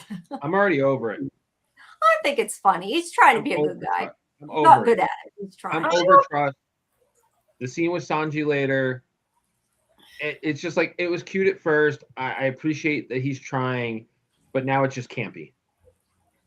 It is campy, but I don't know. I like the scenes. His problem is that like he doesn't really want to be a good guy or be better. This other version of him who like Kat married and everybody liked, like he doesn't really want to be a good guy, but he wants to be. I feel like he just wants to be liked and worshipped more, and you have to be less abrasive to be that. I don't know that he has a good motivation, but that remains to be seen. Yeah, I'll tell you. Yeah, I'm just over it because it's getting silly now, and it's just like it feels out of place. Okay. Like the joke only lasts so long, but when you continuously do it every scene he's in, it's not funny anymore. You know what I mean? Mm-hmm. Okay, Yeah. so anyway, the point of this scene is she's still looking at, and we talked about this last week, she's still looking at how Bryce supposedly died. And we do see in this scene when these bug creatures are attacking him, he suddenly disappears kind of. I don't know. To me, it looked like it was hard to tell. Like it could have been that it ate him or threw him or something. It was really hard to see. I'm not sure. Like part of me feels like it's likely that AJ initial instinct was correct and he's probably still alive. But part of me could be like, could the story actually be like just taking Ava down a path of obsession and a bad track? But probably this is not that deep a show, and probably he's alive, right? Probably. The way they did this video made me think that she's probably right, because it does look weird the way he like blips out or whatever. Which is what Somebody beamed him up to their spaceship. Yeah, maybe. Somebody has beaming technology that we're not aware of. Maybe. But either way, she's not Star Trek crossover. What? Star Trek crossover. Oh, Star Trek crossover, yeah. Well, either way, she's not willing to give up on it, but he's trying to get her to help him with, I forget, the stuff to do with the generator. He needs her to help him. He's like on the case trying to figure out what happened with this generator. Why did it blow up? Was it sabotage? And how do I fix it? Right? Yeah. But she is in between stops at the bar to pick up beautiful cocktails. Yeah. Right? It does look like a good drink though. But yes, he is trying to get her to quit moping around. Focus on work. He wants her to focus on her job. Mm-hmm. It's not a lot to ask. Yeah, and then I don't know if that's not worse. I forget what they're looking at. I was thinking that was where the explosion happened, but it's not. Neo asks, anyone have ideas on how he could have vanished? I'm stumped. I mean, I am too, because we do not have a beam me up technology on this show, right? So nobody with an arc does. I would be annoyed if they introduced this like magical technology, right? That would be annoying if that's what happened. But it's possible. Well, whatever it is, it's probably science, right? Science, bitch. I guess. I mean, could something happen that somehow shielded him from appearing on the recording somehow, right? I mean, could the monster have sort of like somehow enveloped him? But I mean, I guess where I'm going is, could the alien have not killed him, but it did kill everybody else. So I don't see why it would not kill him. Yeah. Maybe maybe they were like, you know what, this one's really hot and muscular. Maybe we'll keep him around. Maybe he fell in a hole, like into a hole. Oh, that's an interesting idea. Right? Yeah. Maybe there was I would think these creatures kind of can just crawl into a hole after themselves. Well, Yeah. a little Well, hole. That's only a human size hole. It's only a Okay. human cycle. You know what? Anything's possible. I just hope it's solved soon. Yeah, they keep focusing on it. I mean, I think he's probably And- alive. okay, I agree with what you said, though. It could be about her obsession, but I tend to think This is kind of what I mean, though. Like, we've got a not a large cast, but a large enough cast that we keep giving them all 5 minutes here and there in the episode, so it feels like nothing really moves forward. Like, we're on episode 3 and nothing has really changed. AJ, you sound a little bit like me when I say all the time, we need to kill some of these characters. There's too many of them. I wouldn't be against it. Can we start with Sanji? well, that's where if they were two separate shows, maybe we wouldn't be feeling like this. I don't know. All right, you guys need to give it up. It didn't happen. It's not happening. Yeah. Yeah, I know. So they're trying to figure out still what they can do to save her. I don't remember the science they come up with. I don't know that it matters, but they're trying to figure out what to do. Well, the others jump to FTL and they don't know how to track it. Yeah, they're trying to figure out how to find them. And then meanwhile, they're still trying to run away and get away from the guy that I don't remember his name. Miami Vice. Drake. And they see this new set of clones who are younger. I mean, look, there's a lot of different versions of clones on this ship, but they're new. You know, they're young, so they're making new clones. I don't know about that. At least that's what they theorize. I do not agree with that. They open the door and Ian says, "Oh, look, they're making new clones." But this is arc 20. They were on arc 1. This is arc 22. Like, do you really think they didn't make any more clones after? Or Ian comes from arc 3, right? Do you really think there was no more cloning between arcs 3 and 22? Like, I mean, making child clones that maybe will never grow, I don't know, is creepy and weird. But the idea that we should be surprised. Didn't all clones start as children and grow? I guess they did. Yes, we saw flashbacks. You're right. We saw flashbacks. Yeah, because Garnet was a kid.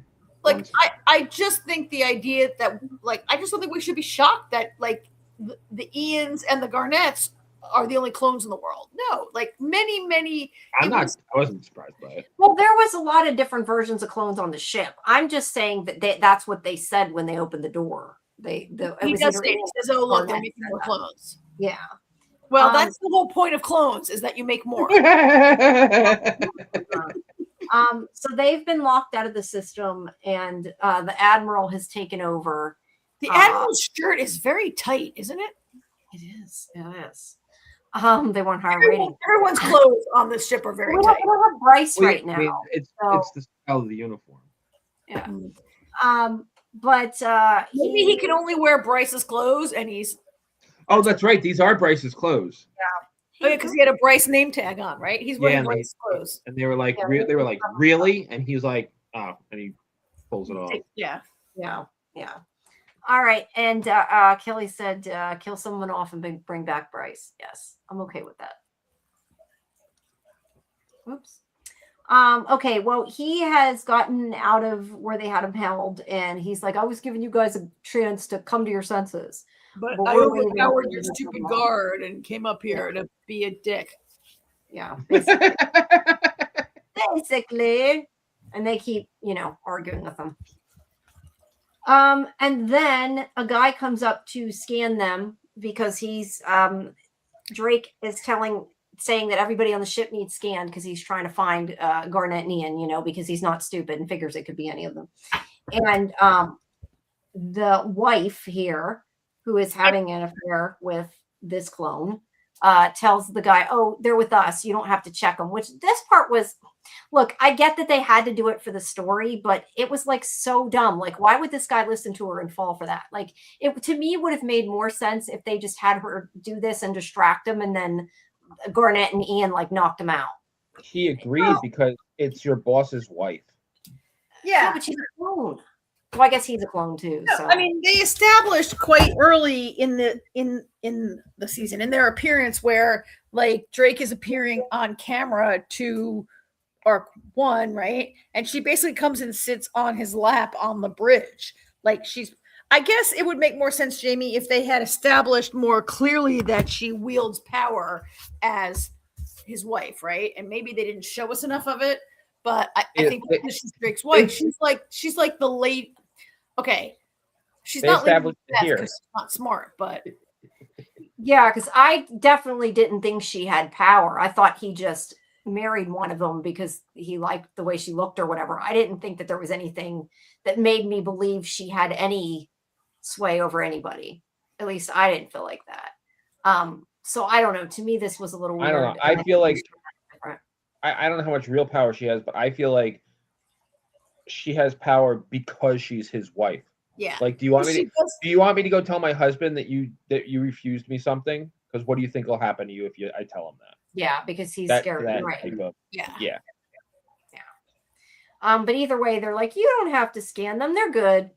And they do ask them, I think it's later, they ask them why they helped them. And, they want to run away together because she's having an affair with Ian and, or not Ian, but Ian's Clark. And they want them to take them with them if they escape. So they're going to help them. And then we have more pushback from Alicia, still trying to go after Garnet.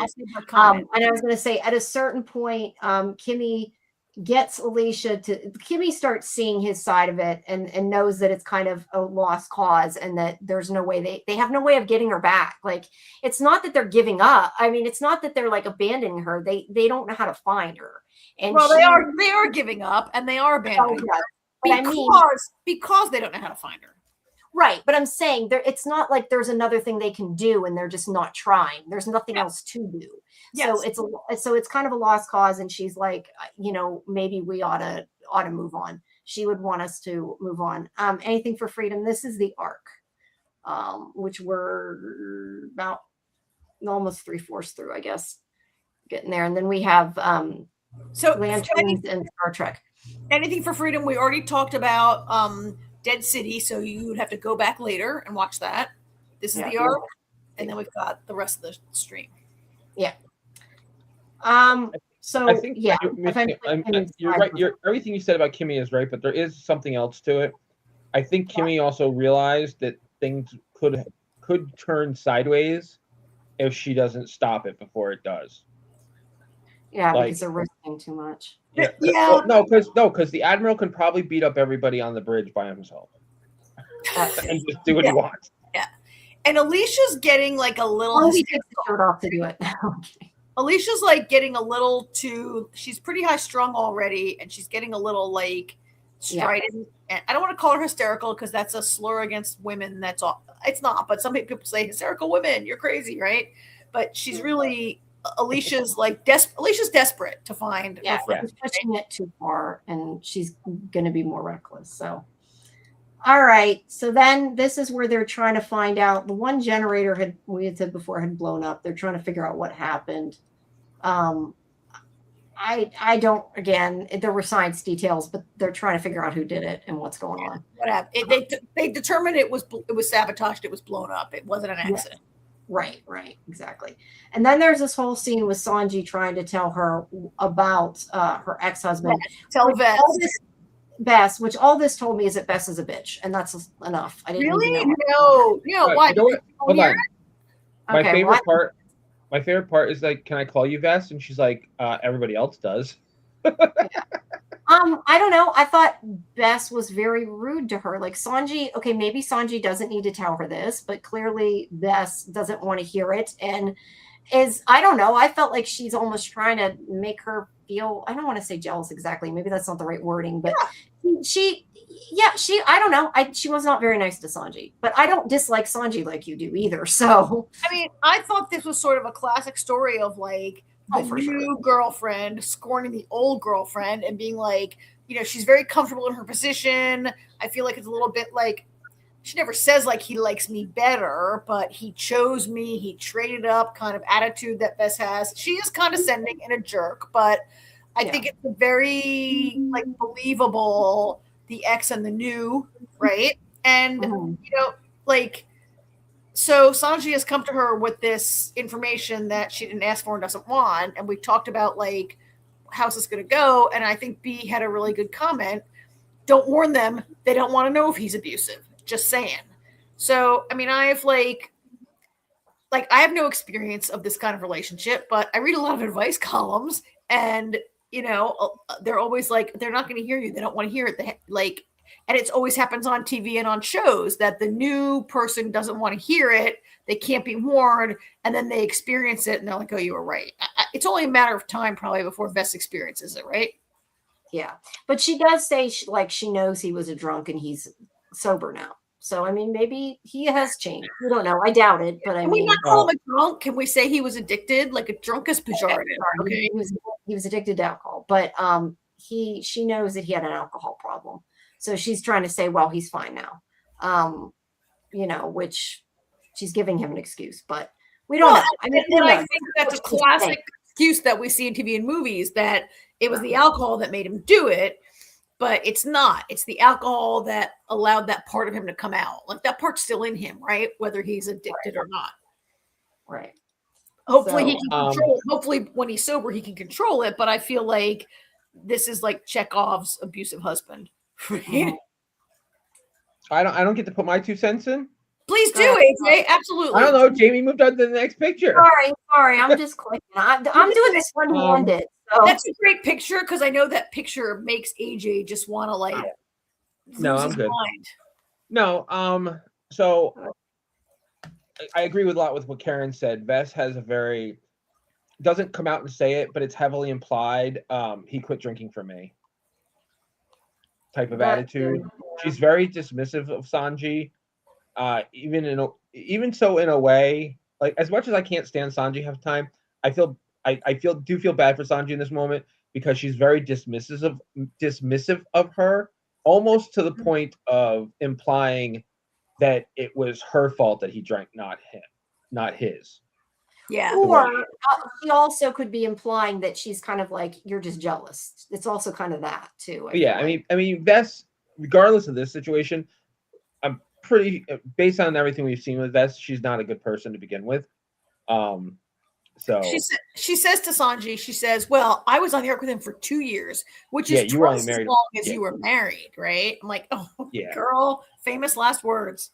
Yeah, and I mean, Sanji is telling her from a legit place of trying to warn her.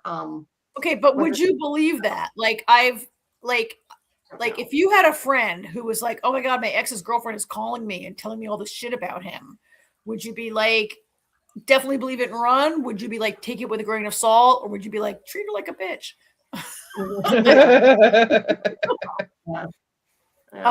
And Bess chose option 3, but 2 is right. Like, maybe what she should have done. All right, so then we go. There's more with. I mean, this is kind of the same stuff with them that we talked about before. Is this when he's like talking about a nudist beach or some shit, and she's like, "Yeah, it sounds great." Oh yeah, and she's clearly. He's like, "You're not even listening to me." Said. She's not paying attention to anything because she's, talking about Bryce. She's and everything. Obsessed. Yes. Well, she wants to find him. She thinks he's alive. And then there's a scene with Sanji and Trust at the bar where he's like talking about Ava, and she thinks he's talking about her, trying to help her, and he's really talking about Ava because he's still clearly, doesn't get signals and doesn't see it. But when he has a self-interest with Ava, like when he's like, Ava, you need to like get past this. It's not good for you, blah, blah, blah. But he doesn't really care. But Jamie, let me please finish. He doesn't really care about Ava. He needs his assistant to help him solve the generator problem, right? Yes. Oh my God, Jamie, that picture you got that little shield picture. It's so cute. Yeah, that was my the one I made up using their pictures since they were named after them. Right. But do you think okay, thank you for letting me spit it out. Do you think I'm right about Trust doesn't really care about her, right? He cares about himself. Yeah. I don't know. I still feel like he's legit trying, but no, I think he more cares about himself than anybody else for sure. I agree 100%. But it's about trusting. I need my assistant. Get over it. Yeah. But he clearly doesn't see that she's upset, and she thinks at first he's talking about him, but he does talk nice to her too. I mean, he didn't have to. And you know what's funny is this is the scene where I was finally like, oh my God, can we stop with this trust bullshit?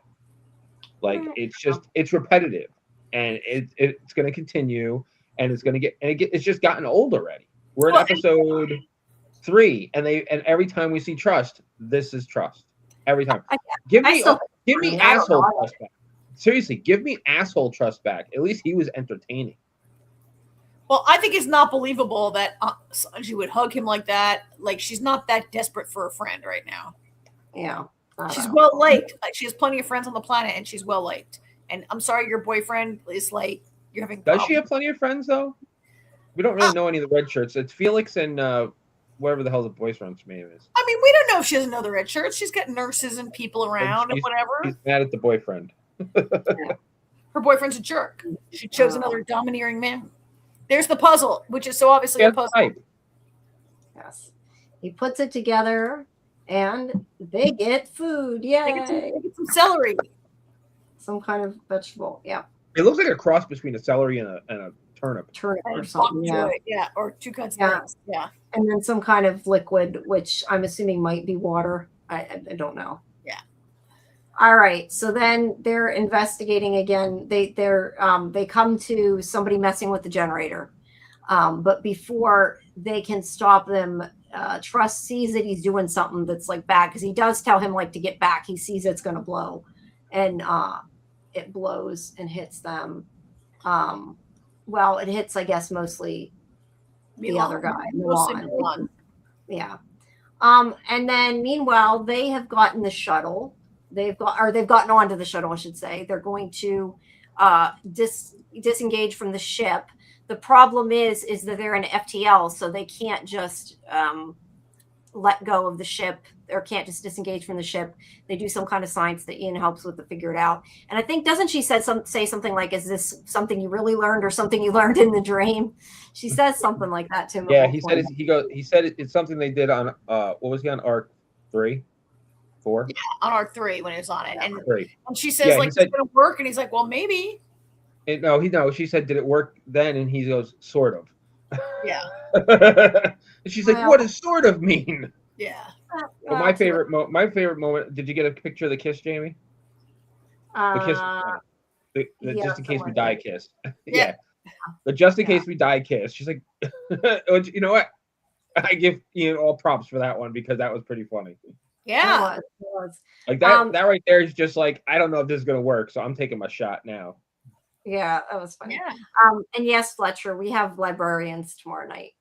Stream for that.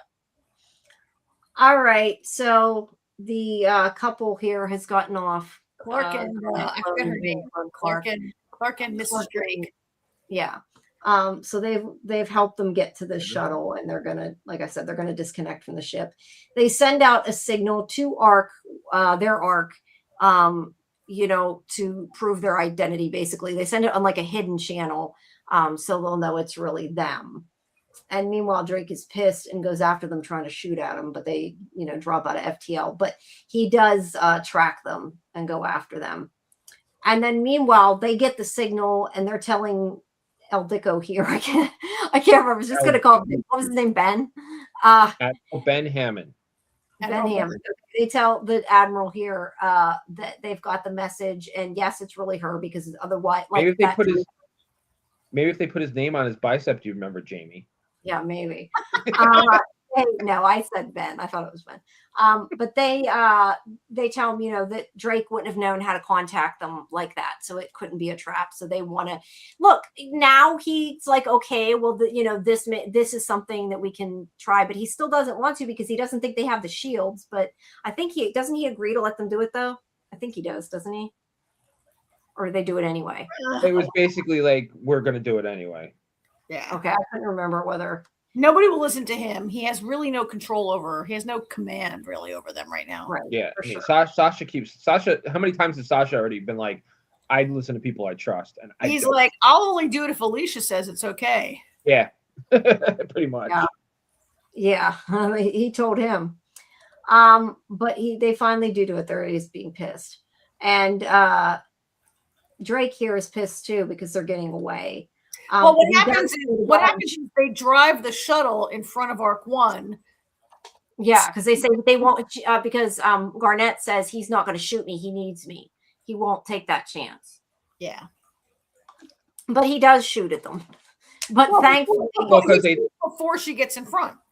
oh, okay. Yeah. Well, I was Well, anyway. they think he flat out says, do we have any angles without hitting the shuttle? And they're Yeah. like, yeah, from our aft cannon. And he's like, fire. And he thinks shoots. there's a bug Yep, here. He but it thinks they have turns- new but it- shields, right? But it turns out that Alicia has concocted some kind of shield in the meantime, and it Mhm. works. And She she's said, very proud. I scienced it. Yeah, basically. And she's very proud of that. So That's- they're, and then they beam them up, or not beam them up, but they, No, they Don't. climb up a ladder. They climb Yeah, up they a don't. ladder to get up there. no, I know. They don't literally beam up. They dock, they get it, they go onto the ship. They're busy making out. So they So bring I them on. think, can you go back to show me that picture? So I'm not interested in seeing these two actors play multiple clone roles a lot. They've already done it. It already happened. Like when, like, Reese Ritchie, is that our actor's name? He's played like, this is his third version, fourth version, many versions. It's cute. These two are kind of funny. I'm not super interested, but I do think it's interesting for them to come aboard Arc 1, and like them being in love puts a little pressure on Garnet and Ian to examine their relationship, right? Yeah. But like they're like, you know, I have a limited tolerance for comic relief characters, right? So I'm looking forward to them being put off the ship somewhere.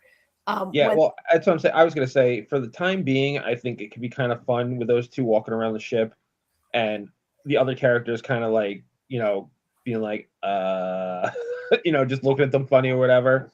Like, what are we gonna do? It'll be funny for a minute, but I kind of hope that they get back to the planet and they just disappear into the background. Yeah. Yes, is Ian with the southern voice might be my favorite. His accent is funny. But I mean, he's doing a lot with accents with all these clones over these last couple of seasons. And Reese and Christy are acting the hell out of these first couple episodes. Well, it's nice to see Christy have a chance, but I guess I'm just not generally like. No, I don't need to. As we've all said, we'd like to see this clone story line like maybe come to its conclusion at some point. Yeah, unfortunately, I feel like this clone storyline is going to be a through story of the show. I know, and to me, clones are a whole other, like, we've watched clone shows that we love. We're not against a clone storyline, but I feel like this storyline needs to but what the show is about is not clones, right? Yeah, we don't need that. Sorry, I'm putting her in the kennel. I'm listening to you. I'm just over here. I just feel like this is going to be a season. I don't want to call it a gimmick, but this is going to be a season long. I mean, situation we have to deal with. So, like previously, the clones were sort of like a fact of the science. Like they had, like science had evolved to this, and they existed, and it was but it's becoming like, and we already had a clone storyline last season, and it was sort of resolved, right? And now we got a new clone storyline, and if I want to watch a clone show, you know, I will say this though. The fact that she knows she's a Gen 3 now, like you said, I think it's going to play heavily into her psyche, and I think that's what's going to make it interesting. Not the clones themselves, but what it's going to do to Garnet knowing this. Garnet's like self-confidence, thinking she could be like losing her mind. And Mr. Admiral there trying to slither in because of it. Mr. Fake Admiral, yes.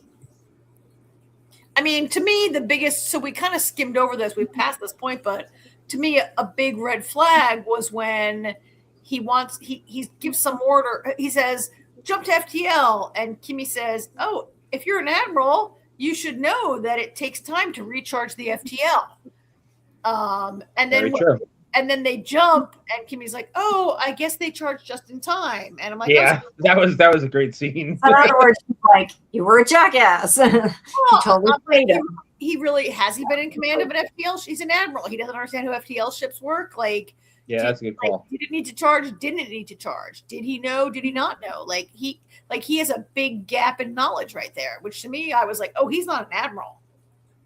Maybe. I don't know. I just took I think he was like an ensign or a lieutenant or somebody who was left on this planet. And when they rescued him, he's like, I'm an admiral, just to like, I don't know, but I think that was a huge red flag that he didn't like. She called him out for not understanding how FTL works and how much time they needed. Maybe. I don't know. See, I just more took it as that she played him and it was a joke, and I really didn't think that much of it. But yeah, but she played an admiral. She played an admiral. Now that you said that, I see what you mean, but I didn't really think. Yeah, I didn't really think about it that way either. But hearing you say it, Karen, yeah, that's an excellent point that I hadn't considered. Should have known better. He should have known better. Okay, so then they bring in the ones from the explosion, and I thought of Jamie in this scene. Why? Because they explain why Angus' clothes were taken. Oh, yeah. This guy's wearing Angus clothes. Oh, because last week you're like, why is he wearing different clothes? What's going on? Yeah. Why his clothes are not Kelly's clothes? Yeah. So she lets her boyfriend work on Milan, and she takes the other guy. So yeah, which was a smart move, because it was. I kind of wonder though, like, do we think then this guy may not be human? I don't know why he was messing with their generators if he isn't one of their people. I'm assuming that he isn't one of their people. I mean, if he not necessarily Angus. I assumed he was from that planet. Like one of the fact that he has Angus's clothes tells us that he's part of the people that took them. Aside from that, we know nothing. Right, now, but it's making it like it might not be people that took them. So that's why I'm kind of like, I don't know. It could be he's a shapeshifter. It could be any kind of shapeshifter or energy being or whatever that can be a human, or he could be a human collaborator with whoever's keeping them, right? There could be collaborators. Could be that too. Bess is very suspicious. Milan is very suspicious. They know a lot more about what's out there than they're letting on. And could they have like struck a deal? But I mean, for them to be sabotaged in this way is like, I have no idea where it's going. I don't know. I was kind of more interested in this idea about like Sanji being like, I always forget her boyfriend's name, but the other doctor is going to work on Milan. Mason? What's his name? Nate? No, I said Mason. Mason. Is that his name? Her boyfriend? I don't know. Jamie? Doctor Who? Anyway, I don't know. Dr. Marsh. Dr. Marsh. We'll start with an M. I was thinking, like, is Milan going to be like injured in a way that only Sanji can work on him? And God, I hope not. And he would have to be transferred to her. And would she save him? Would he live? Would he die? Whatever. But then it turns out that this fake Angus, he's not a fake Angus, but the guy in Angus's clothes, the wolf in sheep's clothing, is much more seriously injured. Even though in this picture, Milan looks so much worse injured, right? But it turns out Sanjay's patient is worse. Sanji, not Sanjay, Sanji. Yeah. All right. And let's see, there's more after that. Okay, that's about the FTL. Right? Okay, so Sharon gets back, and when she talks to them, she says that Ben had, suggested that they should be court-martialed or that they could be, not that because I think actually she says he was going to drop the charges, but that they didn't listen to him. Well, she says you can't bring charges because there's no GSA and they're not in the military. Yeah, but she does say something like he was going to drop the charges anyway, doesn't she? I thought that's what she said. Maybe no, she said she told him there can't be a court-martial. Oh, okay. So there's no charges to drop. Okay, but anyway, she is, upset that they didn't listen, because she is like, I put him in charge. You were supposed to listen to him, and we said this before, by you, disregarding what he said, you did the same thing to me. But she's not mad at him. She's glad they saved her. She hugs him. Yeah. Then she said, "Thanks for coming back." And that's the thing too, because earlier in the episode, when Kimmy steps in between everybody and is like, "No, well, you know what? He's right. We need to regroup." She says, "What would Garnett do?" And that's kind of how she convinces Alicia. But Garnett would never leave anybody behind unless she thinks they've been eaten. They've been eaten by a crab-like creature. Then she leaves you behind because she thinks you're dead. Yeah. But anybody that's alive, she's not leaving them behind. So it's not what Garnett would have done. But to be fair, like you said earlier, they had nothing to go on to find them. Yeah, had a good point there. But so while it's like while she's mad at them for not listening to him, at the same time, had she been there, she would have been right with them going, okay, we got to figure this out. Mm-hmm. So Yeah. All right. And then the kind of last scene here is with, or no, that's not the last scene, but that girl that had gone with Gabby had gone with Felix. Hey, she's still a red shirt, so I don't care. Gabby had gone with Felix to try to find Angus. I think at this point she says again, "Oh, I think Kelly did it," and he's like, "She didn't do it," and he kind of sticks up for her. But they're looking for evidence that they were taken, and she's like, "Oh, you mean like that?" So what is this porch mark? What? Something. So now at least they know maybe like I don't know, a new clue, I guess. Well, it's the point of where they were taken from. Yeah. And then we go back to the ship and they want to know what these two know about about I was thinking it had why he was meeting. Was it why he was meeting Maddox? Is that what it was? I can't remember what it is they want to know from them, but something about they can get information from them. They don't know anything about Maddox, but this is when we find out that Garnett is what they want to know what he wanted from Garnett. Right. And they say that he was looking for a Gen 3 that for a specific Gen 3, and that's what she is. And this is like a big revelation because she's like, I'm not a good Gen 3. And you say, oh, yes, you are. Yeah. That's why he wants you. Yeah. But I mean, Gen 3 clearly doesn't necessarily mean they go crazy, I guess, because these ones aren't crazy. She's the only one that hasn't. Oh, that's right. You said they're not you're right. They're not Gen 3. They're Gen 4. Because she had like the idea was that they all go crazy pretty early, and she's way past that point. And he's like, no, actually, some go late, right? Yeah, but how do they know she's a Gen? How do they know she's a Gen 3 just because he wanted her? Because that's what. Because yes, all the rest of them are. Like she thought it was just her and her sister, right? Right, yeah. But his wife is a Gen 4, right? Or Gen 2 or whatever. It doesn't matter what generation she is. But Garnett she is my point. Yeah. Nobody else.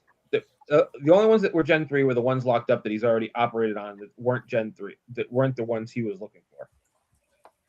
Right. So, but for all we know, we could find out that she's not Gen 3 later, or that who knows? Maybe she's the original. That would make sense for the storyline. She's a Gen 3 that for some reason didn't go crazy, so they did something different with her.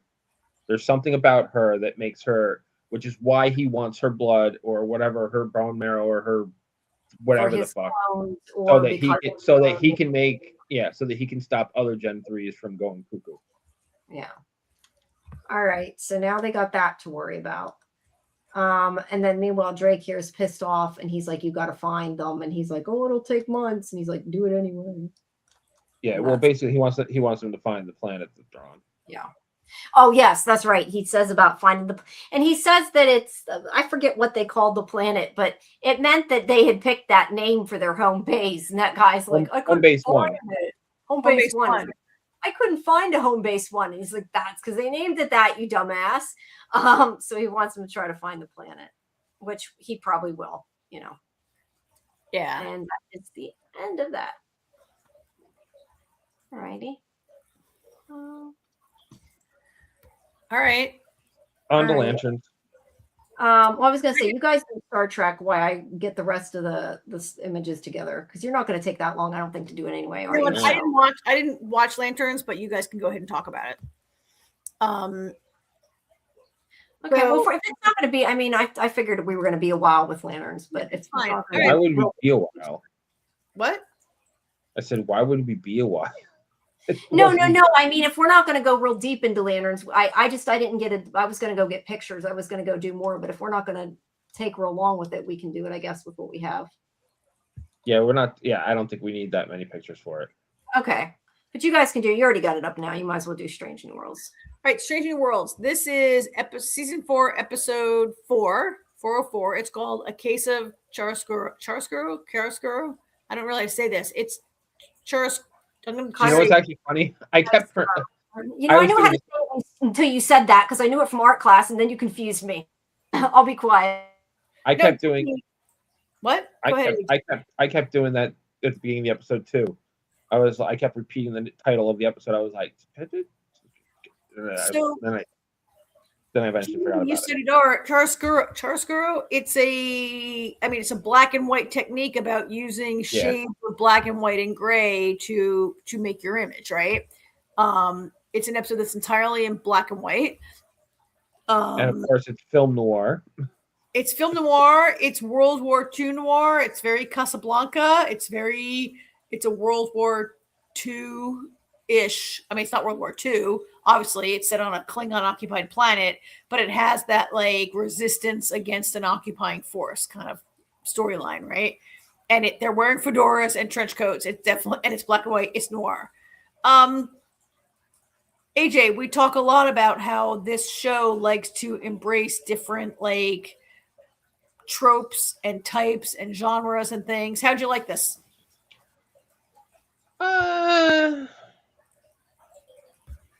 I did not like it, but I'm kind of, I don't know. It's like, on one hand, it's like they're trying to, I feel like they've been trying to embrace the original series, because the original series was a lot more Monster of the Week and stories like this and everything. But I don't know. I just feel like sometimes I don't know. This one kind of missed the mark for me. It didn't feel, maybe because it was telegraphed. I mean, it was all pretty obvious. I did like the Klingons being in it. I thought that was kind of we haven't seen Klingons in a while, so I thought the Klingons were kind of fun. I don't know. I just thought the story was very basic and very obvious.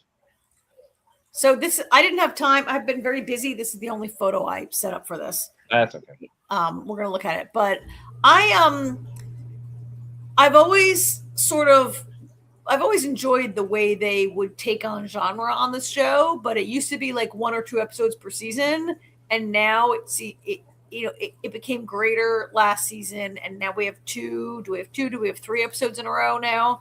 The whole season so far. Every episode's been a genre. Well, it's only episode 4, but yeah. Half the season almost. It's like B was bored.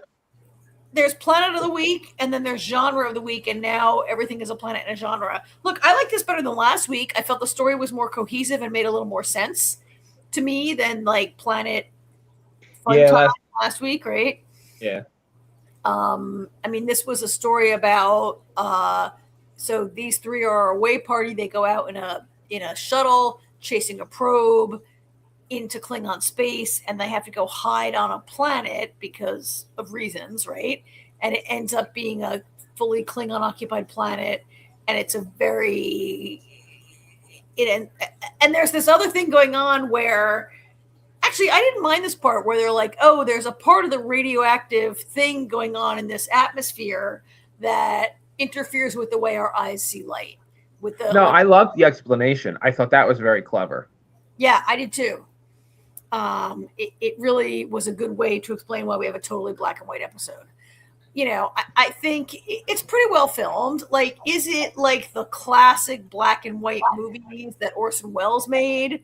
Or even like I Love Lucy, which was a show that was entirely like back in the days of black and white television, you had to shoot everything in gray. Like, like if you went to like a live audience for the I Love Lucy show, all the furniture was gray, the sets were gray, the outfits were gray, black, white, because they were like shooting black and white for black and white, and they were trying to like use depth of color and things like that, right? I'm not explaining well. Jamie probably could really understand that, having studied art, right? But you know what? You've heard about this, AJ, right? I'm sure other people have. Like Lucy really was wearing gray dresses that they then shot in black and white. I think the idea was that the cinematographer got a truer shot than like shooting her color, right? Like they're in color. Nowadays, you have all this technology. Like, I don't know how they shot this. It would be great if we had an interview. But nowadays, it's way easier to do a black and white. I think it was kind of cool, like the way they shot it. One thing about this. All right, 2 things. AJ, I don't know how you liked there's the storyline, and then there's the character aspects of each of these 3 characters that happen in this episode. Do you have thoughts on either? AJ's gone. We lost AJ. Am I gone? Jamie, can you hear me? Here he comes. AJ. I'm here. I was asking you about, there's a part It of wasn't my fault this time. The dog tripped over my power cord. Poor doggy. I was asking AJ about, there's a part of this, like, how'd you like the storyline and the mystery involved? And then also there are the character aspects with what each of these three characters are like kind of going through. And if you had any thoughts on either of those or both. I felt it was just very straightforward. It was a very straightforward type of mystery, film noir type of mystery. I really didn't feel. I mean, I don't know. I feel like Joseph has become a one note. Oh, back when I was in the war, back when I was in the war, and when I was in the war, and when I was, I did like the scene where Uhura is being tortured and picked up on the Klingon, to tell them later. I thought that scene was pretty good. I thought she handled herself really well there. I did like that also. And I liked it partly because I thought we saw a generally kind of fearful Uhura in this episode and not confident, which is kind of not who she has been all along, right? Like she's she's had her issues, but she was I guess she has no experience being undercover. Joseph actually has a ton of experience. He was like an agent during the war.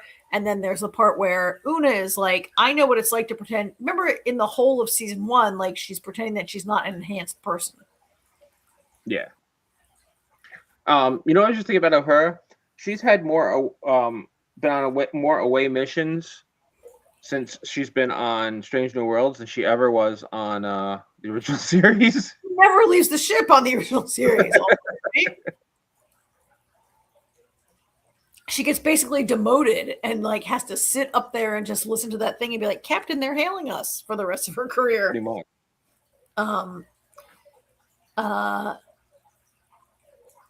So yeah, so I agree with you. I like that part where she was like being interrogated and she like held fast. How'd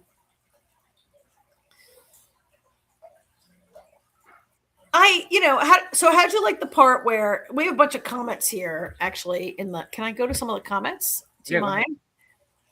B says, this is not my favorite trope. I was a bit bored, to be honest.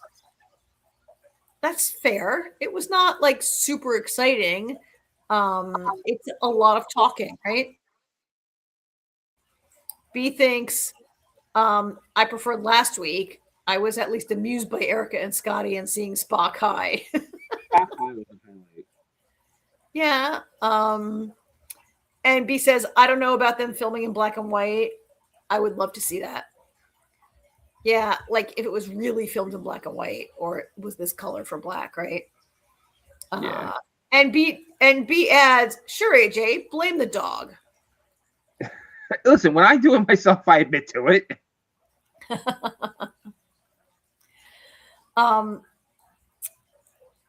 I appreciate a little bit of a tribute to Casablanca, one of the greatest movies of all time that I've seen a lot.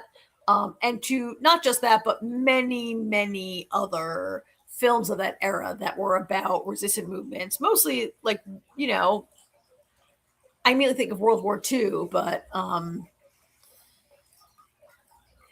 many films about that. I don't know. I guess there's not a ton of like character that's revealed. There's this whole other storyline happening on the ship where La'an is convinced that she's found something in the probe that's like there's some sabotage, and no one on the ship will believe her.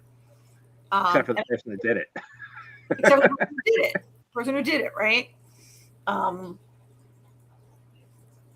Yeah. I think the La'an, it's the La'an part I enjoyed a little more simply because the whole time it kind of was, is she having issues because of everything that she's experienced lately? Like, is she just grasping at straws, or is something really going on?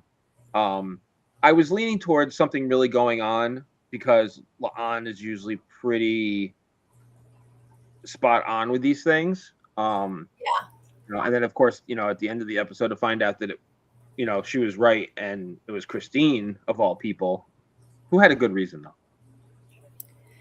Yeah, I mean, it felt a little bit like,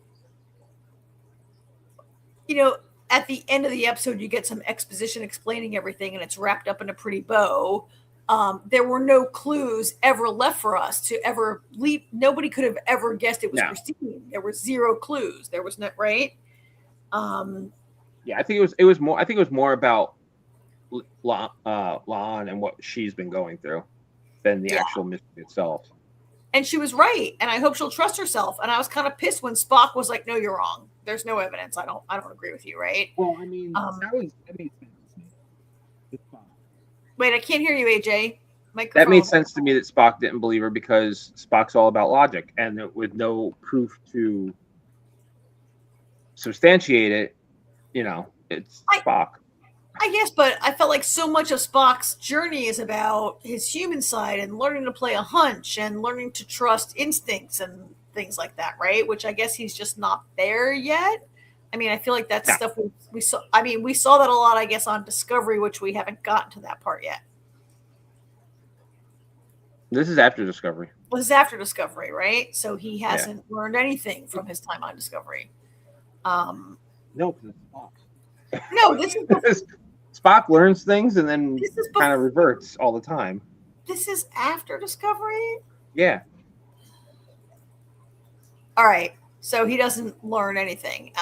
So he was kind of a jerk to her. And I just want to make one comment you made me think of earlier. You said that you feel like Dr. Mbenga has become really one note about like my time in the war. And it's kind of telling that, we hear at the end of the episode that people are seeing Christine for counseling, right? Like, I get it that you go to but like people don't go to the doctor for medical or behavioral help. They always go to Christine. Well, they don't have a Deanna Troi. They don't. Yeah. Yeah. I mean, B thinks maybe I need to sit down and watch it again, give it another chance. I mean, you could. It's not like we're saying it's a fantastic episode, and we're not saying it's a bad episode either. Now, I liked the guy who was the bartender, who was a member of the Resistance. Yeah. And in the end, he's going to become the leader. I don't know how I really feel about Una making this very non-Starfleet choice to aid the Resistance against the Klingons. I guess as a person, you would want to do that, right? Like any person would want to help a resistance against the Klingons, but she makes this very un-Starfleet. She's just been promoted to commander, and she immediately like violates Starfleet like every rule, right? Yeah. Oh, and oh my God, I almost forgot. And we have Andy McQueen in the episode. Andy McQueen. Yeah, Andy McQueen. He was her partner. That turned out that he was one that killed. Oh yeah. The guy that was her partner, and it turns out he kills her. Yeah. We see him everywhere lately. First, and he was. Oh God, what was the supernatural show that starts with an R? The comic book that I read. That why can't I think of it? That. Revival. Revival. Thank you. Wow, we saw. Yeah. Yeah. And he was kind of an okay character, right? And there's this interesting twist early where it turns out like is Navette, Una's doppelganger, like it was kind of obvious, but it was still kind of fun that like, is she a Klingon loyalist? Is she the head of the Resistance, right? You kind of knew it was coming, but it was still kind of fun the way they did it. So I liked it better than last week's episode, but I can see why B liked last week better. It depends what kind of tone you like. I would like to get a straight up on the ship, on a planet, normal Starfleet episode next week. It's funny. It's actually funny because I was making comments about last week's episode, how I feel like they've kind of lost the seriousness of the show. Like, it doesn't have to be completely serious. Like, they can have fun. But it seems like, it seems like a lot lately where it's just straight out hijinks, kind of. And then we get an episode that is a little more grounded. And I actually enjoyed last week's episode better. Well, and you made a point last week, AJ, that Anson Mount is he like even in the show anymore? Like he has not been a center stage character. Go ahead, AJ. No, I was just saying, that I was agreeing with you. Yeah, like he is he in this episode at all? He's in the episode for like 1 minute at the end, right? And 1 minute at the beginning. He's not a major player. He's in this. Last week he was a comic relief character. Captain Pike has a very serious emotional journey coming that he's already on, right? And like shit needs to go down before this ends so we can get into the original series. And like I'm like, is Anson Mount making a movie on the side and he's not available? Like, what's going on?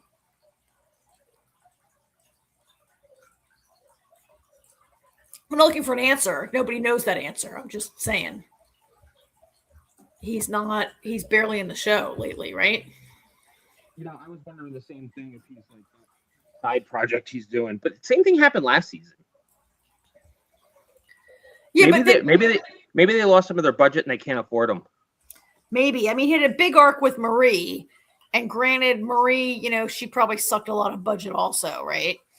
Sure. But he did have a big major arc with her. And ultimately, like, the love of his life kind of leaves him to go do this other thing. But yeah, I mean, Anson Mount is a thing that drew me to this show. I mean, Star Trek, yeah, but Anson Mount, yeah. We need some more Anson Mount. And I've loved him since he was on Hell on Wheels is really where I first became a fan of him. And I do love him. I want more of him, but I also want more of his gigantic hair.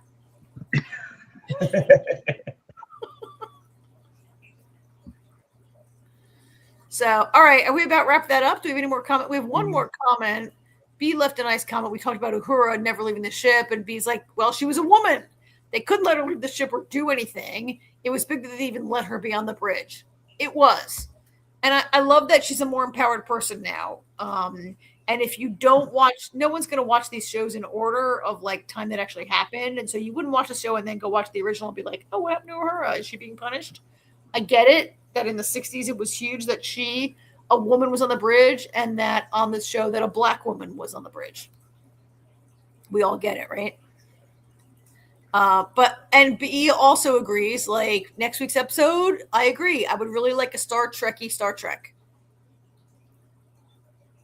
And not like, let's have what could we have next week? Let's have I feel like we've had a Western. I feel like, who I was looking forward to was seeing Carol Kane, another character who has she been on this season at all? Yeah, because she made the TARDIS comment in the first episode. Oh yeah. I mean, I know that she's a special guest star and she's not in every episode, but like it's episode 4. We need some more of Pellis. That's her name, right? We need more of her. Yeah. Bring on the big stars.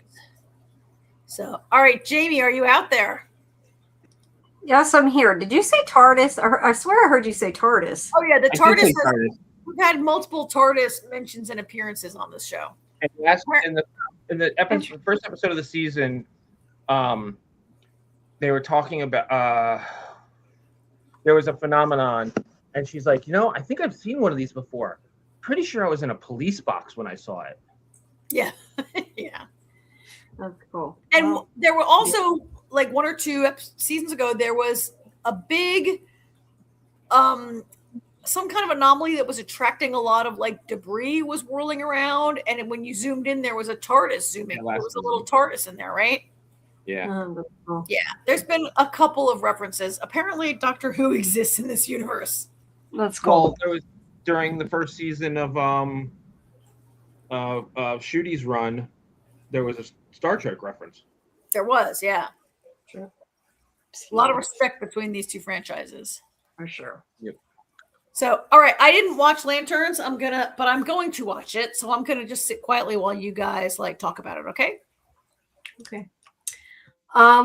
So I don't know, AJ, what did you think? It was okay. It was okay. Whoops. as I was saying to you before we started, I don't know. It wasn't what I expected, but I'm not sure what I expected. It didn't really feel like a superhero show. It did more feel like like you said, a murder cop drama or whatever, buddy cop. It's a buddy cop murder. It's actually being described as what's that HBO series? True Detective meets the DC universe. Oh, well, I've never watched True Detective either. But I mean, I've seen a trailer and it looked decent. I never really read anything about it, and I never really liked Green Lantern, so I didn't know what to expect. I mean, I never liked the movie or anything, but the preview looked good, so I figured might as well try it. Yeah, the movie was terrible, but I also am not generally a DC fan, but I decided I'd try it because the preview looked good. And see. I feel like I need another episode to know if I really cared to watch it again. I guess I liked it, but it wasn't like so great I have to see it again. You know, it was like, okay, it was okay. Yeah, I mean, I've been on the fence about it since it was first first mentioned that they were doing this, and I saw the first trailer and I was just like, what the hell is going on? Yeah, it seemed like it was completely different, something completely different, which is why I thought I got the vibe of it from the trailer personally. That's what kind of had me like, what's going on? Yeah, that's what I mean. I watched the trailer. It made me want to watch it. I just, after watching it, I'm not sure how I feel. That's interesting. You watched the trailer and it piqued your curiosity. I watched the trailer and I went, oof.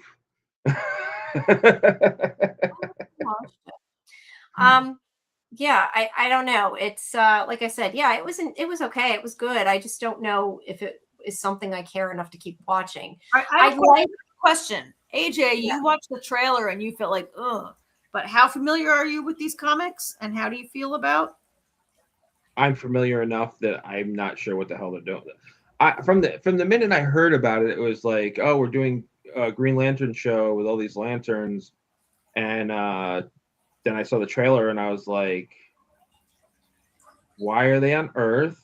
And why are they just walking around in like regular clothes and like walking, like literally walking and driving and then like apparently solving a murder mystery, and yeah. I know nothing about Green Lantern other than, like I said, I saw the movie a long time ago. Really don't remember it other than it sucked. And that Nathan Fillion was in it. That's what I remember. Or that I read Nathan Fillion. Ryan Reynolds? Ryan Reynolds. No, I was reading earlier that Nathan Fillion's going to be in this one. That's why I said Nathan Fillion. I meant Ryan Reynolds. You could confuse those two, yeah. No, I know. I meant Ryan Reynolds. Yeah, so I didn't really know much about it, and I just assumed I normally wouldn't like it, but it didn't seem superhero. And look, I used to not like Marvel, so I figured why not give it a shot. I like Kyle Chandler a lot. I always loved Early Edition. I never watched Friday Night Lights, but I liked Early Edition. I liked that too. And I like him in this. I don't know that I love, I'm looking at his name to see what his name was, Aaron Pierre. I feel like I haven't really seen enough of him. I didn't dislike him. I just don't know. I mean, he was okay. I don't know how I feel about it yet. You didn't watch, that was just me and Karen that watched Rebel Ridge, because that's what he's from. Okay. He looked familiar, but I couldn't figure out from which. Yeah, I mean, he seemed good, but I didn't, I feel like I said, I feel, and same thing, Neo. Like, I feel like, at least for me, like I need to see another episode to know if I'm going to keep watching. Yeah, I mean, for one episode, it's hard to really say one way or the other after one episode. Mm-hmm. I don't know how much Karen's got, like, since Karen's actually listening to us talk, I don't know how much we want to talk about. Like, this isn't even the true mystery. The true mystery is what is set up at the end of the finale, the last few minutes of the episode. That's kind of what I figured. And that was, although it was a different picture, so I'm a little confused by it. It was sort of spoiled for me. I told you I'd seen something on social media. Yeah. But it actually was a different picture, so I don't know if they just, a different one was going around or what. But yeah, we don't have to say that. But Yeah, so the idea is that basically this guy is the Green Lantern, and see, that was part of the stuff that I didn't know because I don't know anything about the mythology. That he's already, I guess, protecting the world. So how? Well, hold on a second, Jamie. Let's put it this way. It's the episode starts in 1982.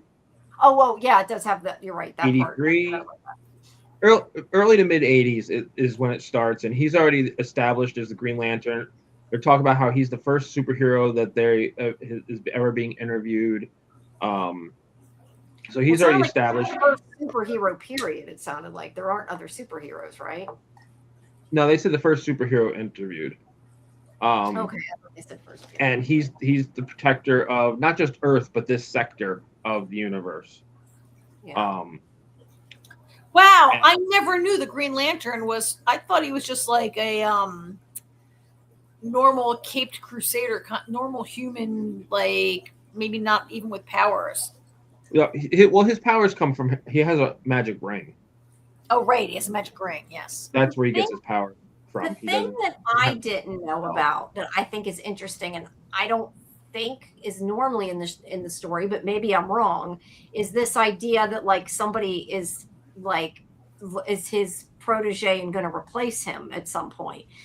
That was what I thought was a little strange and seemed to make the story unique. I don't remember, but again, I don't really remember the movie, so maybe it was about that. I don't know. But that this guy, I already forgot what his name was, this John Stewart, that he, even from when he was a kid, was already sort of training to, or at least wanted to be, I guess, his replacement. And he's like kind of training him on how to be a lantern, is it a lantern? Is that how they said? That's how you said it. To be one to protect people. And he's kind of like gonna, show him how to do it. And he's an ass. So I enjoyed their interactions. I thought that the two of them, I like that, like you said, kind of buddy cop. They had good chemistry. Yeah, I enjoyed that. But why he's already having somebody replace him and why he's been kind of training since he was a kid, that kind of thing, I didn't quite get why. They didn't explain that. I don't know if you need to know that or not, but yeah, I don't know. It felt like it started in the middle, kind of. He hasn't been training since he was a kid. I mean, well, he's been wanting to do it since he was a kid. He's been wanting, yeah. He's admired Hal since he was a kid. As far as him being, it's weird with the way they're going with it. That he's free training him because the lore of and just Karen, so there's a Green Lantern corps. There are thousands of Green Lanterns across the galaxy. They all protect the sector and everything. So there's alien races. There's different, like Neo says here in his comment. There are Green Lanterns, different species for all the universe sectors. So there's a lot of Green Lanterns. There's an army of Green Lanterns, basically. Okay. And so what you'll learn when you watch the episode is the alien that crash landed on Earth that Hal came across gave him the ring because when a lantern is dying, the ring chooses its next lantern. Kind of like how a dragon chooses its rider, the ring chooses its lantern. And the ring came to him and brought him to this alien when he was dying. Kind of like how the wand chooses the wizard. Yeah, kind of like that.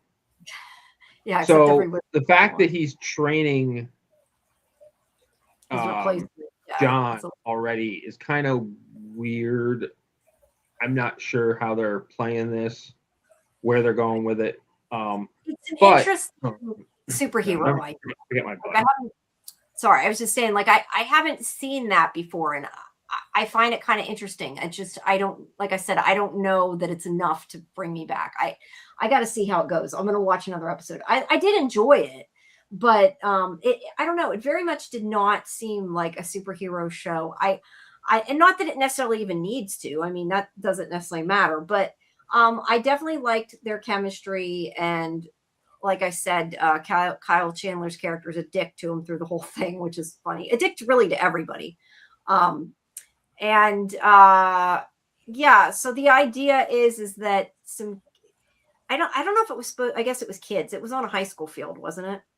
I'm clearly not remembering the details of who it was that was killed, but on a football field, there was a few people that were killed, and they think that it's alien related because his old self sent him a message from 10 years previous through the ring, but Jon Stewart got the message because he had given him the ring when he crashed the car to let him survive on his own, which was a whole nother issue. But he got sent himself a message because I guess he'd been watching this area because he knew the alien was coming. I didn't pay close enough attention, I think, to a lot of it, but he's investigating it and is going there because he's trying to protect the Earth from aliens. So therefore he thinks that this is his jurisdiction and he needs to take care of it. But there's a bunch with the sheriff, this woman, who does not like him because he gets in her way, Sheriff Carey. I also liked her. I enjoyed her in the two, Kyle Chandler's character. But he gets in her way, in the way of her investigation, so she gets upset at him a lot. But he's trying to tell her, hey, this guy's an alien. There's something else going on here. And he ends up causing a fight at a bar in order to get arrested because she won't let him talk to the suspect. And I did enjoy the part at the bar where he plays the I don't know what it's called, but the roller skate song, plays it again and again and again to get on this guy's nerves until they're going to have a fight. So that way he can beat this guy up. Or, well, they beat him up, but he ended up getting arrested. So, yeah, he's just following up on it. And it turns out, of course, that he's right. And there's also this part of, the sheriff's husband comes to be his lawyer when he is going to be arraigned for having the fight. They're going to use him as an example, and he comes to represent him, even though he didn't ask for him. And it ends up that it's that sheriff's husband who did it because her father-in-law, her husband's father, I don't know his name without looking. Billy Macon. Played by Garrett Dillon. Yeah. Garrett Dillon.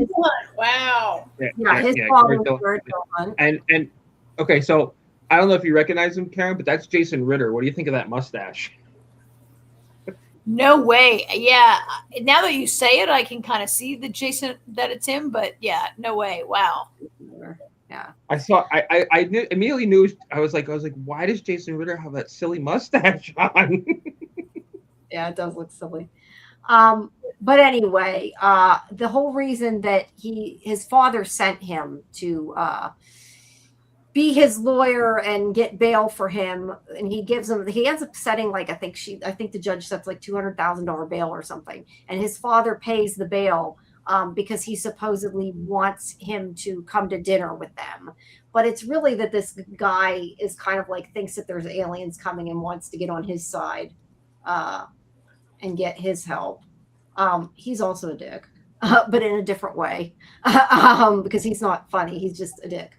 But it turns out he has a right to not be so nice to Jon Stewart, because there's a scene which I skipped earlier where when they're at the bar, Jon Stewart meets, and I think I have a picture of her somewhere, this woman. That's not Jon Stewart's fault, though. No, it's not his fault. He didn't know. But he meets this woman and sleeps with her in the car, has sex with her in the car. And it turns out that it is Garrett Dill-Hunt's character's wife. So he makes a comment later. He's like, it's always great to eat off another man's grill, or something to that effect, that is very sarcastic. And then Hal is like, what was that about? He's like, I might have slept with his wife. He's like, you might have. No, I definitely did.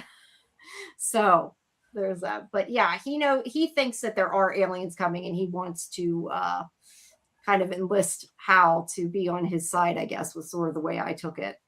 He seems like he's maybe sort of a prepper. I don't know. They didn't really go into it. And he's very, very rich, but yet I was kind of confused though at first, because I thought it was supposed to be him, but he works for somebody who, I don't know. I was a little confused about his boss, because it was this whole thing with the NDA. And as I said, I don't think I listened as closely to a lot of this as I probably should have, because it wasn't, it was good, but it wasn't so interesting that I paid enough attention. But there's some talk about his boss. But anyway, it ends up that guy is an alien that they think is. And he does, Hal gets him to confess by asking him all these things. First, he asks him about football, and he realizes that he's an alien, but like he studied football because he's somebody who likes football. So like he went, he studied I did enjoy this part. Yeah, but he doesn't know other normal trivia. And he's asking him stuff like about Nebraska he should know. And then he like randomly asks him, he's like, what school does Harry Potter go to? And that's how he decides he's an alien, because he doesn't know these kind of things. And he does get him to admit that he's an alien who wants war, because Hal's trying to keep peace. And he's like, if you don't let me leave, I'm going to blow up and explode and kill a bunch of people. But Hal lets him do it because he contains it in his, he uses his ring to make enough, like a power bubble to contain it, so he doesn't kill people when he explodes. So yeah, I like that scene. Yeah, it's, like I said, it was good. It wasn't fantastic. I kind of want to watch it again to see what happens. Obviously there's a twist at the end, which if you're going to watch it, I won't spoil. But yeah, it's got, I guess it's going to have a mystery in it, but since this episode was more the setup, it's hard to tell. Look, a lot of shows, the first episode isn't as good because it is a lot of setup. We've talked about this a lot of times, how they need to use one for all the, the explaining. And will it be good next week? I don't know. I'm going to give it a chance. I think it might be good. So, but I'm just kind of right now sort of, it was good. It wasn't fantastic is my outlook, I guess. AJ, do you think it might be good? I'll let you know next week. Okay. Yeah. Well, I'm going to watch it and then I will let you know what I think. So I kind of like, again, didn't watch it, don't know much about it, but one thing that intrigues me, guys talk about the idea that the Green Lantern is training his replacement, which is kind of cool because, like, for Batman and Robin, like, Robin only ever gets to be a sidekick. In the movies and shows we've seen, I can't say in the comic books, but Dick Grayson, aka Robin, is not in training to be Batman. He's always the sidekick, right? Yeah. And so, and most superheroes that we know in Marvel and DC don't have a protege. Okay, like Superman, he gets like Supergirl, who gets a terrible movie, a better TV show. I like Supergirl. You like that movie? I didn't see it. I only have seen reviews. So, oh, then you don't know it was terrible. I only read that it was terrible. I do like Millie Alcock, and I feel bad. And the Supergirl show that ran on TV, I didn't watch it, but it was generally better reviewed, right? She's independent. She's not a replacement. But the idea of like superheroes who are maybe mortal or aging and preparing that somebody could come behind them is kind of interesting to me. Yeah. And that's where I think when I seen the preview, like it looked like something different, I guess. And I do really like the chemistry between the two main characters. But how that goes as the series goes on kind of remains to be seen. But yeah, I like Kyle Chandler a lot. And I think this the one who plays the lead, Jon Stewart, like I said, I mean, I like him. I just don't really know him from anything. But I like him and the one who plays the sheriff. So we'll see how it goes. But yes, you're right. It is kind of about that. Like he's an aging superhero. Like he uses his fame. Like he's going around and like taking photographs with everybody. Like he clearly likes that, being recognized and all that. But he also seems like he's kind of, I mean, he does his job, but he also seems like he's lazy and doesn't want to do his job. He's drunk a lot. Like it's interesting. So yeah, I enjoyed it. I'm curious where it goes. Will I continue watching it? We'll have to see. But judging by this, I'd say I think it's probably going to be good, but I probably should have paid more attention to the details. I watched it today and I watched it, but I was doing other things and not. Jamie, we will continue watching it because we got to talk about it next week. What? You'll continue watching it because you got to talk about it next Tuesday. Yeah, I'll watch it again next Tuesday. We'll talk about it, and if you guys want to keep watching it, we'll keep watching it and keep talking about it. If not, all right. then And if the gang in the chat wants to watch it, then let us know. yeah, let us know if you like it. Add comments to the video later and let us know what you think. All righty. Well, yeah. Without, like I said, I don't want to spoil the ending, but you'll see the ending when you watch it. Yeah, I guess that's it. I really don't have a whole. It's not like a complicated show. There's not like a lot to really discuss, but well, it's a superhero show. How complicated is it going to be? Yeah, well, we talked about Spider-Man for a long time, so all right. It depends. That was a major movie event. That's fair. That's fair. Neo said, see, I don't know anything about it. He said Jon Stewart was a popular lantern in the 90s, second most to Hal. See, I know nothing other than he has a lantern. Oh, it is funny. I didn't know that. Like, he can create things with his ring. Like, this is where I say, like, he's lazy. Like, he creates money with his ring, even to, like, put in the jukebox because he's too cheap to put money in it. That was funny. And, like, he makes a bottle opener for the sheriff to impress her. Like, it's things like that. He's just like, he's a dick, yeah. But I like Kyle Chandler a lot. I enjoyed that. So yeah, it's more the characters. It seemed like it's going to make it interesting, more so to me than the superhero story, I guess. Which is okay. I mean, you want to like the characters. Alrighty. Well, I guess that's it for tonight. But guys, make sure you join us tomorrow at 10:30 Eastern for our show for Librarians, the next chapter, where we'll be doing episode 5 and 6. Probably we'll have a watch party beforehand. We'll try to do that. So just stay tuned to Discord for the timing and everything. But yeah, I'll try to show both episodes as long as I can. I will. And yeah, I guess that's the last one of this week. We have 3 right in a row. But yeah, stay tuned and make sure you join our Discord. If you're not a member, you can get our schedule, play Jackbox games with us on the weekend, that kind of stuff. Fun stuff. All right. Right. We'll be back here Monday for Silo. Yeah, Monday for Silo. Tomorrow for Librarian.